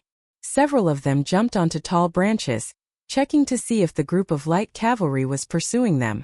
Among them, those with the best eyesight simply saw the young man wearing a bamboo hat gallop away on his horse, his hands placed inside opposite sleeves. He didn't appear proud or smug, and he instead appeared a little lonely and melancholy. One person turned their head and spat at the ground, and it was unknown whether they were feeling jealous or angry as they furiously cursed the young man. However, as if detecting their discontent, Qian Ping'an turned around and looked back, causing the person on the branch to lose their balance out of fear and crash to the ground. Qian Ping'an suddenly looked in some direction and said, "Wei Wei, help me deliver a message to Senior Song. Regarding the sword scabbard that was taken to the Middle-earth Divine Continent, tell him that I'll retrieve it from that person the same way that it was retrieved from the Sword Water Villa." A faint puff of azure smoke materialized behind Qian Ping'an and his steed, and this ghost traveling on the wind in her embroidered shoes was none other than Wei Wei, one of the 4 evil spirits of the water-combing nation. Qian Ping'an suddenly started to smile and he continued, "Also, tell Senior Song that it might take a very long time, so I have no option but to trouble Senior Song with waiting patiently. In any case, I'll definitely visit him for a drink before I travel to the Middle-earth Divine Continent." Wei Wei smiled beautifully in response. She hovered in the air and didn't follow Qian Ping'an any further. She farewelled with her gaze the young man riding into the distance. Wei Wei traveled away on the wind, seemingly shrinking the mountains and rivers to a stride's length as she did so. As such, she naturally arrived at the Sword Water Villa quicker than the convoy of carriages. Wei Wei returned to the Sword Water Villa soon after leaving, but Song Yuxiao still didn't come out to greet her, and it was again Song Fengshan and Lu Qian who welcomed her. Song Yuxiao had spared Wei Wei's life in the old temple back then, but this didn't imply that the old sword saint of the water-combing nation was fond of her. Indeed, had he not suffered a huge knot in his heart when dealing with Lu Qian, his granddaughter-in-law and one of the 4 evil spirits of the water-combing nation? However, when an experienced and rule-abiding member of the cultivation world grew old and returned home, performing some self-reflection at the same time, things were likely to change. This was especially the case after Song Yuxiao was forced to give away his bamboo sword scabbard, and it was only after that moment that he had fully acknowledged and accepted Lu Qian, allowing her to deal with family affairs. In fact, Song Yuxiao was even willing to run around for her, actively making contact with Han Yuanshan for the sake of her plan to become a deity in the future. Otherwise, Song Yuxiao had already caught the eye of a Confucian academy, and it should have been a certainty for him to advance to the next cultivation tier. However, this was nothing more than a dream now. Song Yuxiao was incredibly happy to meet Qian Ping'an this time, not only because he was able to personally witness Qian Ping'an becoming a sword immortal from the mountains, but also because Qian Ping'an's journey through the cultivation world was similar to his own. There were few people walking the same paths, and when one encountered another in the wind and rain by chance, then it was only right that they should walk side by side and enjoy some fine wine. During their first encounter, it could be said that Song Yuxiao had only regarded the young boy traveling around with a bamboo bookcase on his back as a junior who was very worth keeping an eye on. During their second encounter, Qian Ping'an was already a young man dressed in azure, wearing a bamboo hat, and carrying a sword on his back. When they drank tea and wine and enjoyed hot pot together, it was as if they were 2 like-minded people with a sense of tacit understanding between them. Both of them appreciated and cherished this friendship. Of course, this was from the perspective of Song Yuxiao. Just like he always had, Qian Ping'an still treated Song Yuxiao as a respectable senior both in his heart and on the surface. Song Yuxiao didn't try to forcefully change this, and in any case, which person in the cultivation world didn't like to have face? Upon learning that Song Fengshan and Lu Qian were discussing matters with Wei Wei again, Song Yuxiao went to the waterside pavilion near the waterfall to sit by himself. Many years had already passed since Song Yuxiao had last carried a sword with him, and he rested his old companion immovable across his knees today. It was from the mechanisms of the pillar rock in the deep pool in front of him that he had inadvertently obtained this sword and the bamboo sword scabbard. However, Song Yuxiao had felt slightly puzzled at the time, since the sword and its scabbard had seemingly been thrown together by their previous owner who had dropped them here. They weren't originally a pair. Immovable was naturally a top-notch sword that martial artists in the cultivation world dreamed of obtaining. Song Yuxiao had loved traveling in his youth, and he had visited many famous mountains and come across many spirits, fiends, and ghosts when traversing across the cultivation world. During this time, immovable had played a huge role in allowing him to strike down his foes. As for the bamboo sword, scabbard made from very unique bamboo, Song Yuxiao had only found a single damaged page making mention of it after poring through the scripture libraries of officials and private citizens. Only then did he discover that the bamboo sword scabbard had been personally crafted by a martial god from another continent. It was only after some immortal traveled through continents and lost his sword at the eastern treasured Vile continent that the damaged page of the ancient scripture read, "Blinding light splitting the 5 mountains, sword chi severing the large waterway." This painted a grand picture. Song Yuxiao had once asked countless immortal forces from the mountains about the origin of the bamboo sword scabbard, but he had still failed to obtain any concrete answer. Some immortals speculated that the scabbard was a spiritual matter from the Bamboo Sea Small World's Azure Divine Mountain. However, the lack of engravings on the scabbard meant that there were no clues to follow. In addition to this, there was seemingly nothing special about the scabbard apart from its extreme toughness and lack of wear inside after becoming immovable sheath. Song Yuxiao had initially thought that the scabbard was the previous owner's backup choice for immovable, but it turned out that immovable was actually an inferior blade for the bamboo sword scabbard. Song Yuxiao looked down at the ancient sword, still as razor-sharp as always. It glowed brilliantly under the sun, and the mist lingering in the waterside pavilion was completely unable to conceal the radiance of the sword light. Song Yuxiao reached down and lightly patted the blade of the sword, and when he looked up again at the magnificent waterfall that was like the long white hair of an immortal draping down from the skies, he murmured to himself, "Old friend, both of us have grown old now." Over at the meeting hall, Wei Wei recounted the standoff between the convoy of carriages and the gallant individuals from the cultivation world, also mentioning Qian Ping'an's involvement as well as the message that he had asked her to deliver. There was a solemn expression on Song Fengshan's face. Lu Qian appeared extremely composed, not revealing any signs of delight or anger, and this was as a result of her dual identity. After hearing Qian Ping'an's message and understanding the weight behind his words, however, she also sighed with emotion and remarked, "Grandpa wasn't wrong to trust him. These matters are more complicated than they appear," Song Fengshan said quietly. Lu Qian nodded in agreement. She was a sacrificial pawn placed in the water-combing nation by the Great Li Empire, after all, so her experience and knowledge were even above that of ordinary martial arts grandmasters and immortals from the mountains. As such, she had an even better understanding than Song Fengshan and Song Yuxiao regarding just how powerful that pure martial artist from the Middle Earth Divine Continent was. In the cultivation world of nations such as the Watercombing Nation and the Pine Stream Nation, 7th-tier martial artists were already viewed as paramount martial gods. In reality, the Vajrabadi tier was only the first tier of the 3 spirit refining tiers. Beyond that, the far-roaming tier and the mountain summit tier were even more terrifying. As for the 10th tier that followed the N tier, this was something so terrifying that even martial artists at the mountain summit tier would feel completely petrified. Lu Qian could roughly gauge just how powerful the far-roaming tier martial artist from the Middle Earth Divine Continent was, and this was thanks to her previous official relationships with those in the Great Li Empire's Green Ripple Pavilion. The pavilion had investigated the matter for the Sword Water Villa, and they had discovered that the martial artist wasn't simply a pure martial artist at the 8th tier, the far-roaming tier.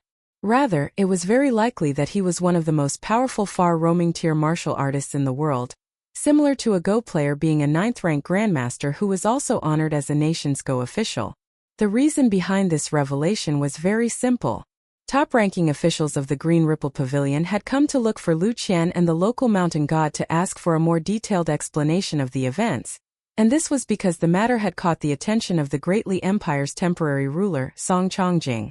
If it weren't for the outsider who had forcefully obtained the bamboo sword scabbard leaving so early, perhaps Song Chongjing would have personally traveled over to face him. At that time, things would have been very easy to resolve. The godlike general of the Great Li Empire was an N-tier martial artist, after all, and Lu Qian believed that Song Chongjing wouldn't fear anything if he were willing to take action, even if the martial artist from the Middle Earth Divine Continent had a very powerful backer. That would no longer be a case of which martial artist had the stronger fist, and it would instead be elevated to the level of a battle between great trends. The Great Li Empire had already conquered half of the continent, and it was in line with the great trend that they would obtain the entire fortune of the continent in the future. This was the Great Li Empire's biggest source of confidence. In the future, perhaps they could easily rise to become one of the top 5 empires of the majestic world. Wei Wei was someone who relished chaos and commotion, and she swayed her embroidered shoes back and forth as she sat in the meeting hall and said, Lady Chu is planning to visit the Sword Water Villa soon, so should we directly throw her out at that time, or should we smile and welcome her as a guest? Apart from that venomous Lady Chu, there's also Wang Shanhu from the unruly Saber Villa as well as Han Yuanxue, Han Yuanshan's younger sister. It seems like quite a lively group with these 3 women gathered together. Lu Qian smiled faintly and said, I can deal with the smaller matters, but Fengshan will, of course, have the final say on the major matters. Song Fengshan appeared slightly helpless as he said, We'll see what Grandpa has to say about these matters. I've never been comfortable dealing with these kinds of business matters. Wei Wei looked at Lu Qian and chuckled. I heard that Wang Shanhu was secretly in love with your husband back then? Song Fengshan remained quiet and unmoving, understanding that he couldn't entertain these kinds of conversations at all. Moreover, the reason that he didn't like to deal with business affairs was because he didn't want to get distracted as he strove to walk further along the path of the Sword Dao. Song Fengshan's dislike for dealing with business affairs didn't imply that he was truly aloof to these matters. Lu Qian smiled and replied, Is it strange for a good man to be adored and secretly loved by a few women? That young man with the surname Chan is truly an impressive individual, Wei Wei suddenly said for no apparent reason. Your grandpa has very sharp judgment, noticing something in him back then when I didn't detect anything at all. However, both he and your grandpa are quite boring. Their sword skills are so profound, yet they're so hesitant and indecisive when they do things, mulling over things again and again before they decide to kill someone. Even when they're clearly in the right, they still hold back their power when battling against their opponents. On the other hand, look at Su Lang. After breaking through, he directly strode over to challenge your mountain villa, announcing to the world that he wanted to challenge the swordsmanship of your grandpa. As an outsider and even as your friend, I still feel in the depths of my heart that Green Bamboo Sword Immortal Su Lang is a carefree and dashing individual. This is what cultivators in the cultivation world should be like. And? What was the result? Song Fengshan asked with a cold chuckle. The small and petite female ghost lazily leaned back in her chair and replied, Su Lang was simply lacking some luck. I dare say that even though this sword immortal from the Pine Stream Nation faced a significant setback here, he'll no doubt become the #1 cultivator in the cultivation world of the surrounding dozen or so nations in the next few decades. Things will become quite miserable for you at that time, Song Fengshan, and you'll only be able to eat dust behind Su Lang both in terms of fame and swordsmanship. You'll be inferior to that domineering and selfish Su Lang. Song Fengshan dismissed this with a smile. Each person had their own fate, and the final height that a swordsman reached could only be reflected by the sword in their hand. This was just like the past when the Sword Water Villa had been at the height of its fame and reputation. Everyone had claimed that Sword Saint Song Yuxiao from the Water Combing Nation had already surpassed the Colorful Garment Nation's aging sword god. And it was because the latter was afraid of being challenged by Song Yuxiao that he had entered seclusion and sealed his sword. People had said that the sword god was voluntarily retreating and showing weakness, because he was afraid that he wouldn't dare to accept the challenge when Song Yuxiao challenged his swordsmanship one day. In reality, though, even after the elderly sword god faced an unexpected challenge and died in an extremely disgraceful manner, he was still the swordsman whom Song Yuxiao respected the most. There was a hint of anger on Lu Qian's face. Wei Wei hurriedly put her hands together in a prayer, pretending to look pitiful as she pleaded. All right, it's my fault for being stupid and speaking without thinking. Big sister Lu Qian is a magnanimous person, so please don't get angry about this. Song Fengshan was unwilling to interact with this female ghost too much, so he left first and made his way to the waterfall, delivering Chan Ping'an's message to his grandpa. Wei Wei had taken over a mountain for herself, and even though she couldn't be regarded as full of evil, Song Fengshan couldn't bring himself to like her no matter what. It was only because his wife was friends with Wei Wei, and because Wei Wei was an ally that he was willing to sit down and drink tea with her. For example, Song Fengshan detested the past relationship that Wei Wei had with Han Yuanshan, and he had privately encouraged Lu Qian to view their alliance with Wei Wei as nothing more than a mutually beneficial transaction. Meanwhile, Lu Qian shouldn't grow too close to Wei Wei on a personal level. This was one of the very few times that Song Fengshan had relied on his position as the family head to speak reason with his wife. Moreover, it was because Song Fengshan seldom tried to speak reason regarding trivial matters that his reasons regarding this matter had appeared so significant. And thus, Lu Qian had listened to him and followed his advice. In other words, her remark about Song Fengshan having the final say on major matters wasn't a lie. This reflected Lu Qian's smarts as well as the strengths of the Song clan's teachings.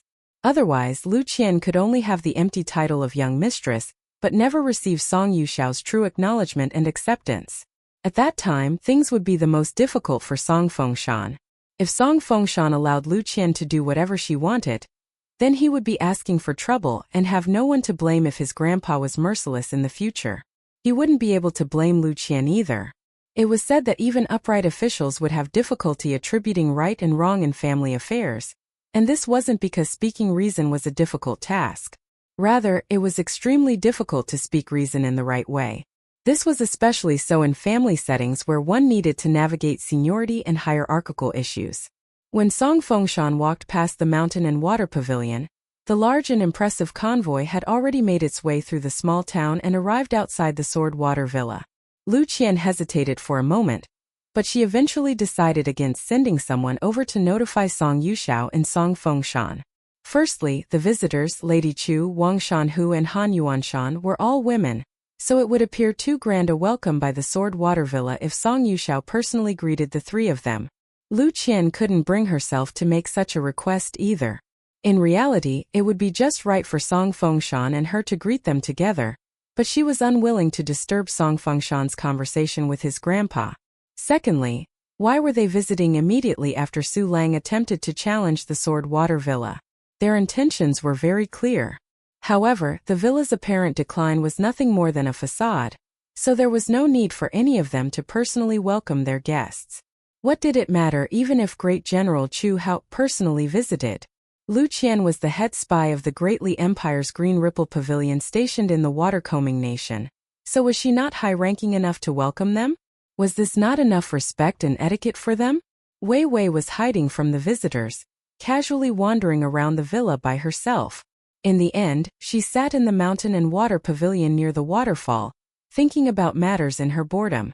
No matter how she thought about it, she found it unfathomable that the unremarkable country bumpkin from back then had suddenly shot to such great heights. Most importantly, how had he suddenly transformed from a pure martial artist at a low cultivation base to a lofty sword immortal from the mountains? Had he taken the wrong medicine? If such a mysterious medicine truly existed, then she wanted a big handful of them. She wouldn't regret it no matter how stuffed she became.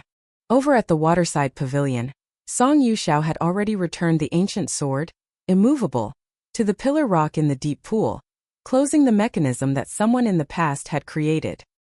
He stood on the small pillar rock with his hands clasped behind his back, and he allowed the mist to moisten his clothes as he looked up at the waterfall.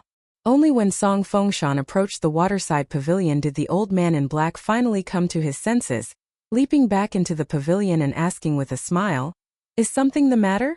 Song Fengshan repeated the message that Wei Wei had come to deliver. There was a satisfied look on Song Yuxiao's face. "Grandpa doesn't find this strange at all?" Song Fengshan asked in puzzlement. There was a wide smile on Song Yuxiao's face as he replied in a self-satisfied voice. "I know what that young boy is going to shit once he raises his bum. What is there to be surprised about? Let me put this another way. I would have been surprised if he didn't do this." Song Fengshan had already mended his relationship with Song Yuxiao, so there was no sense of hesitation as he couldn't help but say in amusement, "Grandpa, just look at how smug you are about befriending a young sword immortal." Song Yuxiao smiled faintly and replied, "Are you jealous? If so, then why don't you wander around the mountains to find one for your grandpa to see? I'll concede defeat if their ability and character are even half that of Chan Ping'an's. What do you say?"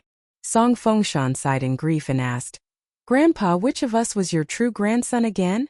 "My grandson is naturally the one with fewer accomplishments," Song Yuxiao replied with a smile. Song Fengshan was rendered speechless. Song Fengshan laughed heartily and patted Song Fengshan's shoulder, saying, "You're still my grandson even if you're not the most capable. In any case, your character isn't any worse than that young boy." Song Yuxiao paused for a moment before continuing. In any case, you've already found yourself a good wife while Qian Pingyan is still single. Has he not lost to you in this sense? If you hurry up and allow your grandpa to hold a great-grandson soon, then Qian Pingyan would have still lost to you even if he gets married in the future. Song Fengshan was absolutely lost for words. It sounded like his grandpa was praising him, but he couldn't bring himself to feel happy no matter what. Even so, Song Fengshan still breathed a sigh of relief in his mind. His grandpa had already been in a very good mood after seeing Qian Pingyan. He had further untied the knot in his heart after hearing Qian Pingyan's words. Otherwise, he wouldn't have made such a joke to his grandson. Song Yuxiao pondered for a moment before rubbing his chin and saying, "Giving birth to a great-granddaughter would be quite good. Cultivators all seek longevity, so perhaps you'll have a chance to become Qian Pingyan's father-in-law." "Grandpa, you're taking things too far now," Song Fengshan couldn't help but exclaim. Song Yuxiao retracted his smile, but his expression remained peaceful and at ease as if he no longer had any worries. "All right, it was Grandpa's fault for being too stubborn that I made you and Lu Qian worry for the past few years," he said softly. It was also Grandpa's fault for underestimating Qian Pingyan. However, after abiding by the rules of the cultivation world my entire life, I truly felt like there was no rule or reason left after I was suppressed by an outsider who didn't even need to throw a single punch. Of course, this isn't actually the case, and the principles of the cultivation world have always remained the same. Things only turned out this way because I'm too weak and my sword skills are too lowly. However, this doesn't matter. The cultivation world still has Qian Pingyan, so he'll speak the reasons that I'm not able to speak. But will this delay Qian Pingyan's own cultivation? Song Fengshan asked in a quiet voice. For cultivators in the mountains, becoming involved in external events and mortal affairs is a huge taboo. Song Yuxiao felt very content and happy at this moment, and his eyes hadn't been this bright for several years already. "Good, very good. The fact that you think makes you no inferior to Qian Pingyan. This is the true spirit of our Sword Water Villa." Song Yuxiao then paused for a moment before lowering his voice and saying, "There are some things that I can't say as a senior, so I'll leave you to say these good things to Lu Qian. The Sword Water Villa owes her far too much, and as her husband, it's naturally a good thing for you to focus on practicing the sword. However, this isn't a reason for you to ignore and disregard those around you. After a woman gets married, it's not a given that she should work hard and endure hardships in all areas." Song Fengshan was just about to say something. However, Song Yuxiao immediately shot a glare at him and scolded. "Are Grandpa's principles any worse than yours? Just keep quiet and listen to me. Look at Qian Pingyan's demeanor when he spoke with me. He wanted to remember every single word that I said. You should learn from him." Song Fengshan smiled and replied, "I don't dare to talk back to Grandpa, so I'll count this as Qian Pingyan's fault. The next time he visits, one of me can drink him unconscious twice with his inability to hold his liquor." "I won't stop you from doing this," Song Yuxiao said with a nod. "Get ready to meet Han Yuanshan. I won't entertain him, however, as there's nothing for us to discuss," Song Yuxiao suddenly said. "Is Grandpa saying that he's hiding in the convoy?" Song Fengshan asked. Song Yuxiao nodded and replied, "We can make a bet if you don't believe me." Song Fengshan shook his head and replied, "It will be a certain loss for me, so what's the point of making such a bet? I'll join Lu Qian right away." Song Yuxiao accompanied Song Fengshan to the mountain and water pavilion where Wei Wei was still sitting and swinging her legs back and forth. Song Fengshan hastily walked away. Meanwhile, Song Yuxiao stepped into the pavilion. Wei Wei turned around, putting on a pitiful expression as she said, "Please don't retrieve an ancient almanac from your sleeves, Sword Saint." Song Yuxiao smiled and replied, "After not traveling around the cultivation world for many years, my old almanac has truly become an ancient almanac." Wei Wei sighed and revealed, "When you were still traveling around the cultivation world, troublemakers like me all hoped dearly that you would die as quickly as possible, lest we feel worried and fearful every single day that you would open your lunar almanac and see the words, 'Today is a good day for feeding the sword.' Looking back now, it wouldn't have been all good if you had truly passed away early. For example, that mountain beast who became a mountain god wouldn't have dared to act so wantonly and harm so many people if you were still roaming around the cultivation world. He wouldn't have almost succeeded in kidnapping me to become his wife." Song Yuxiao was extremely frank and merciless, saying to Wei Wei's face, "Lowly people and ghosts like you will only learn your lessons if you suffer at the hands of your ilk." Wei Wei was extremely amused by this, and she swayed back and forth as she laughed. Song Yuxiao glanced at her and said, "Your coquettish aura is ruining the feng shui of my villa. Are you looking for a beating?" Wei Wei hurriedly sat up straight and asked in a quiet voice, "Old senior, can I please ask you a question?" Song Yuxiao chuckled in ridicule and jeered. "Old senior?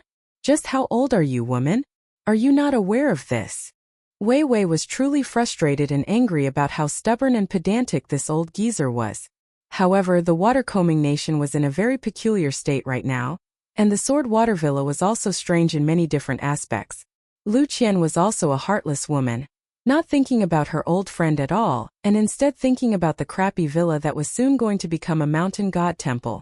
As for Song Fengshan, Wei Wei didn't dare to tease him at all, as she would definitely incur a loss if she accidentally offended Lu Qian. As such, she could only try to get on the good side of Song Yuxiao. Wei Wei mustered her courage and asked, "Can Han Yuanshan continue to disguise himself as Chu Hao and keep a firm grip on the imperial court of the water-combing nation?" Song Yuxiao clicked his tongue in wonder and asked, "Aren't you his lover? Why are you asking me instead of him? No wonder you were at the mercy of a mere pig spirit." Wei Wei smiled bitterly and said, "Old senior is well aware of what kind of person Han Yuanshan is. He's especially fond of going back on his word, so even if someone makes a good deal with him, it's hard to say when they'll be backstabbed and sold out by Han Yuanshan. Has there been any shortage of people being sold out by him in the past few years? I'm genuinely afraid of him now, so even though I'm leaving my mountain to try and become a small mountain god in the region, I still don't dare to mention my plans to Han Yuanshan. I can only follow the rules obediently, giving him the promised money and women. However, I'm worried that after going through much difficulty to borrow the influence of that virtuous scholar from the academy to sever my relationship with Han Yuanshan, I might accidentally hand myself over on a silver platter in the future. After Han Yuanshan remembers my presence and clears out my wealth, perhaps the new mountain god in this area will target me to establish their dominance after they receive a promotion. After all, who won't clap and cheer in joy at the news of my death? One of 4 evil spirits of the water-combing nation. It appears that you're not stupid, Song Yuxiao said. Wei Wei sighed in grief and said, "It was because I was stupid that I died the first time around. Now, however, I can't be so stupid that I even fail to stay alive as a ghost, right?" Song Yuxiao was seemingly prepared for this conversation and he replied, "Regarding your intention to become a mountain god, I can ask Fengshan and Lu Qian to help you with this matter. In exchange, you need to help us keep an eye on this area in addition to giving us the rightful amount of immortal coins. We don't trust the local mountain god, and if the mountains and waters in this area are ruined, we'll still be affected even if we've already moved away. Would you and the villa have taken the initiative to help me even if I didn't ask?" Wei Wei asked in an uncertain voice. Song Yuxiao chuckled coldly and replied, "Then pretend I didn't say anything just then. Why don't you sit around and wait for a while longer?" Wei Wei's expression became awkward, and she lightly slapped herself and said, "Ignore my dirty mouth. Old senior is an admirable and gallant hero, and every word you say is a promise set in stone. Otherwise, why does Chan Ping'an respect old senior so much? You might not know this, old senior, but that young man only launched a single sword strike at the old temple to shatter the godly body of that despicable mountain god. He was a legitimate mountain god appointed by the imperial court, yet he still suffered such a miserable death where not a single scrap of his corpse was left. Afterward, Chan Ping'an didn't suffer any backlash from the mountains and rivers either. As young and impressive as that sword immortal is, doesn't he still display deep respect toward old senior? At the end of the day, all of this is a reflection of old senior's greatness." Song Yuxiao stroked his beard and said with a smile, "Even though these are merely perfunctory words and emotions to satisfy the current situation, they do indeed satisfy the current situation very well." Wei Wei smiled beautifully upon hearing this. However, Song Yuxiao unexpectedly added, "Doing too much is sometimes detrimental, and it might end up repulsing other people instead." Wei Wei huffed in response.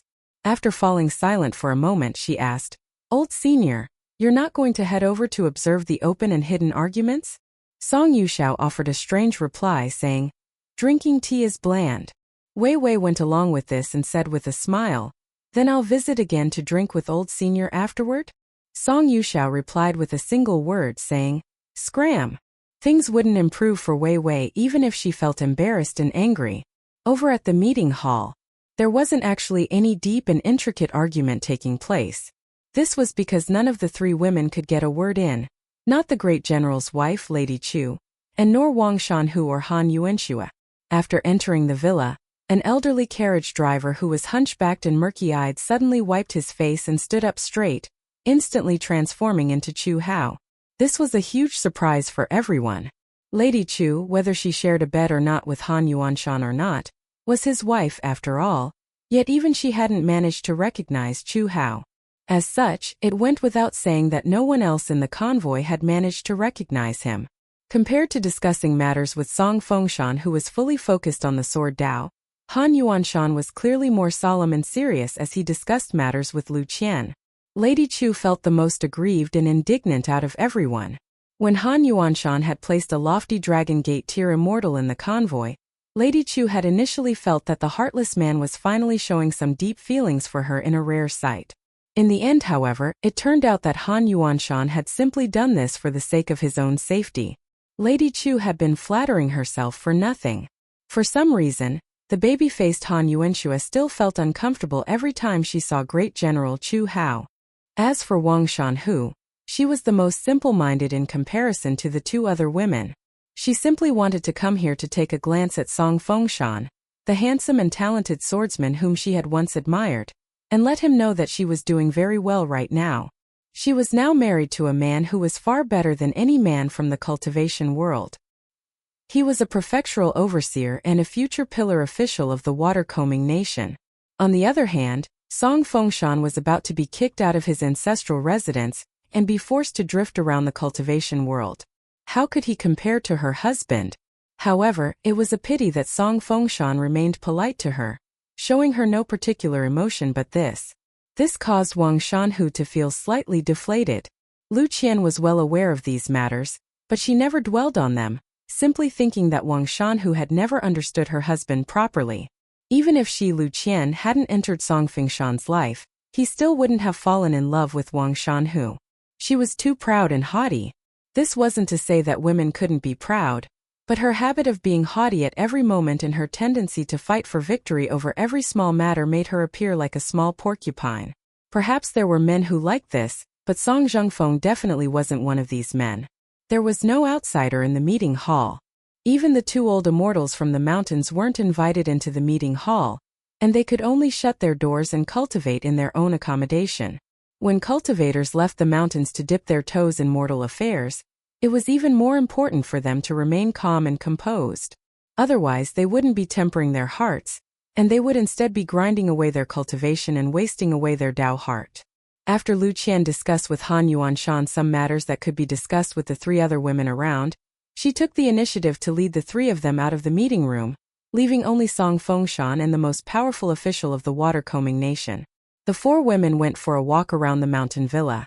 And Han Yuanxue still found everything very new and fresh, even though this was already her second time in the villa. She was a naive and innocent person who spoke without restraint, and she was sighing in pity and saying that it would be a big shame to move away from a place as good as this.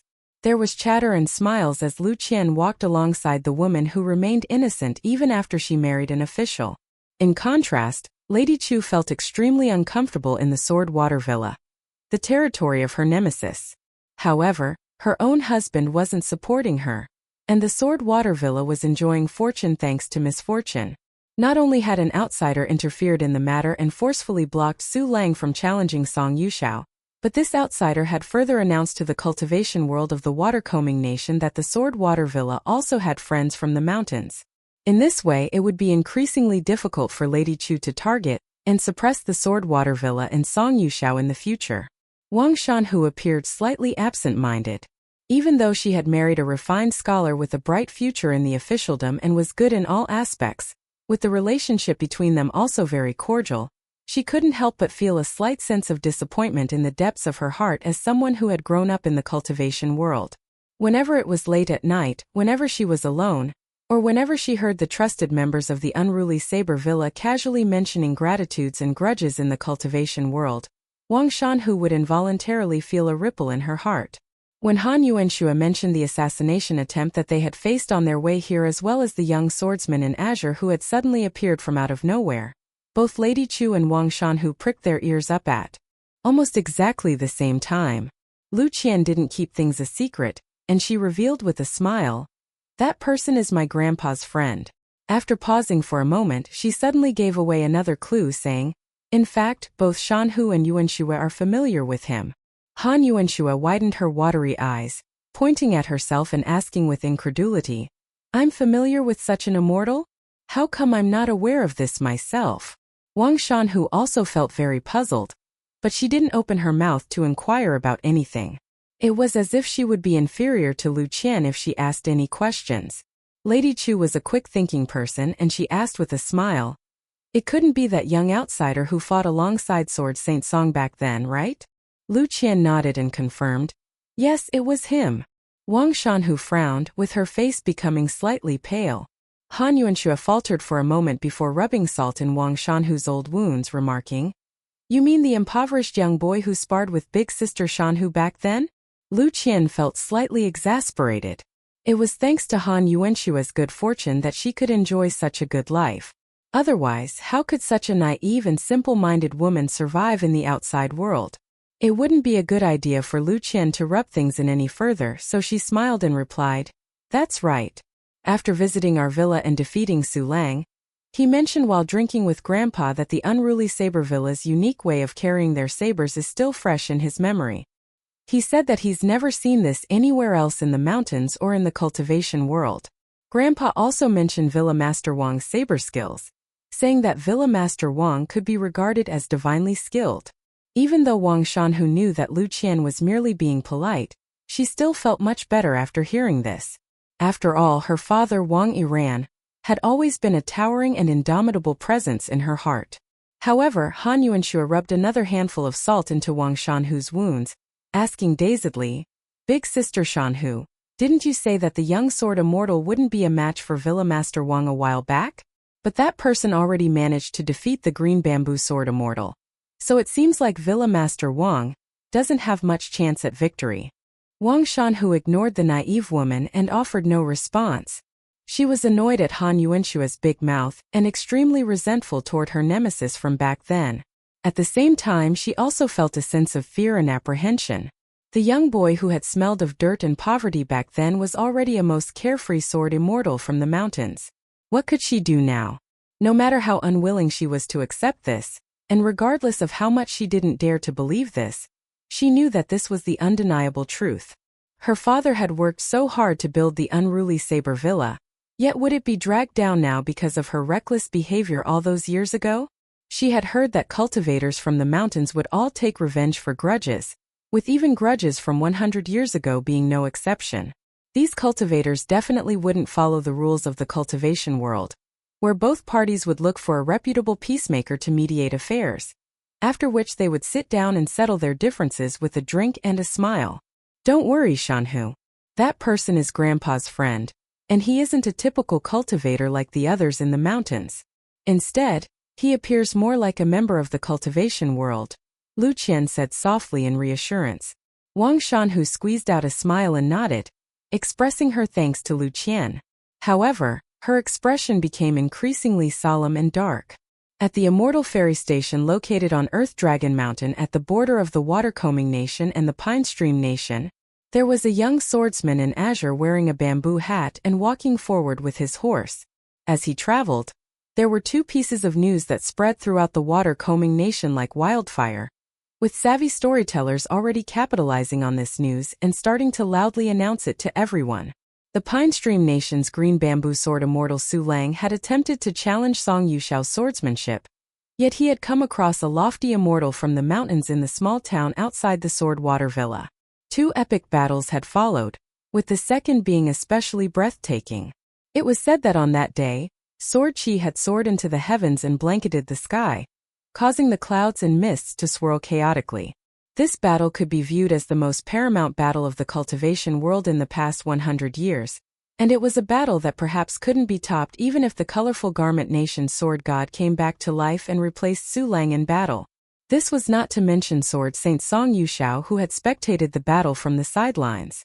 Not a single person doubted anymore that Su Lang would become the #1 martial artist in the cultivation world of the dozen or so nations for the next 60 years. The other piece of news pertained to the group of gallant martial artists from the cultivation world, led by gallant heroine Xiao. She had engaged in a bloody battle with the traitorous Chu faction, suffering huge casualties in the process. However, they had remained hot-blooded and valiant, putting on full display the gallant nature of the water-combing nation. Perhaps her immortal aura was inferior to Su Lang's, but her gallant nature was definitely no inferior to his. Chen Ping'an didn't challenge or dwell on these matters, and he especially paid a visit to the Green Beetle shop. This was the immortal shop that he had visited with Su Yuanxia and Zhang Shanfeng before bidding farewell to them. After hitching his horse outside the Green Beetle shop that was 5 stories tall, he looked at the 2 couplets that were still the same as back then. Young and old welcome, our prices are fair as fair can be. We serve you wholeheartedly, so you can buy from us without qualms. Chen Ping'an stepped inside, and it wasn't long before a young woman came forward to welcome him, with her introduction also being the same as back then. Valuable tools were sold on the 1st floor, spirit tools were sold on the 2nd floor, and immortal treasures were sold on the 3rd floor. Chen Ping'an inquired about whether a certain elder was still responsible for sales on the 2nd floor, and the young woman nodded and replied that he was.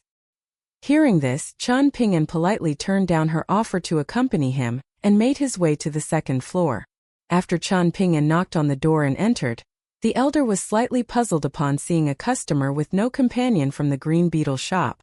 Chen Ping'an looked at the large table that was decorated the same way as before, with a small incense burner on the table that was releasing wisps of fragrant smoke, as well as a potted bonsai plant with a tastefully arched trunk and branches that extended outward far and wide. There was a row of tiny green-robed figures seated atop one of the branches, and as soon as Chen Ping'an entered the room, they immediately rose to their feet in unison and extended a collective bow as they said in a joyous voice, "Welcome, esteemed customers. We hope you find what you're looking for." Chen Ping'an took off his bamboo hat and laughed heartily. He was as happy as could be.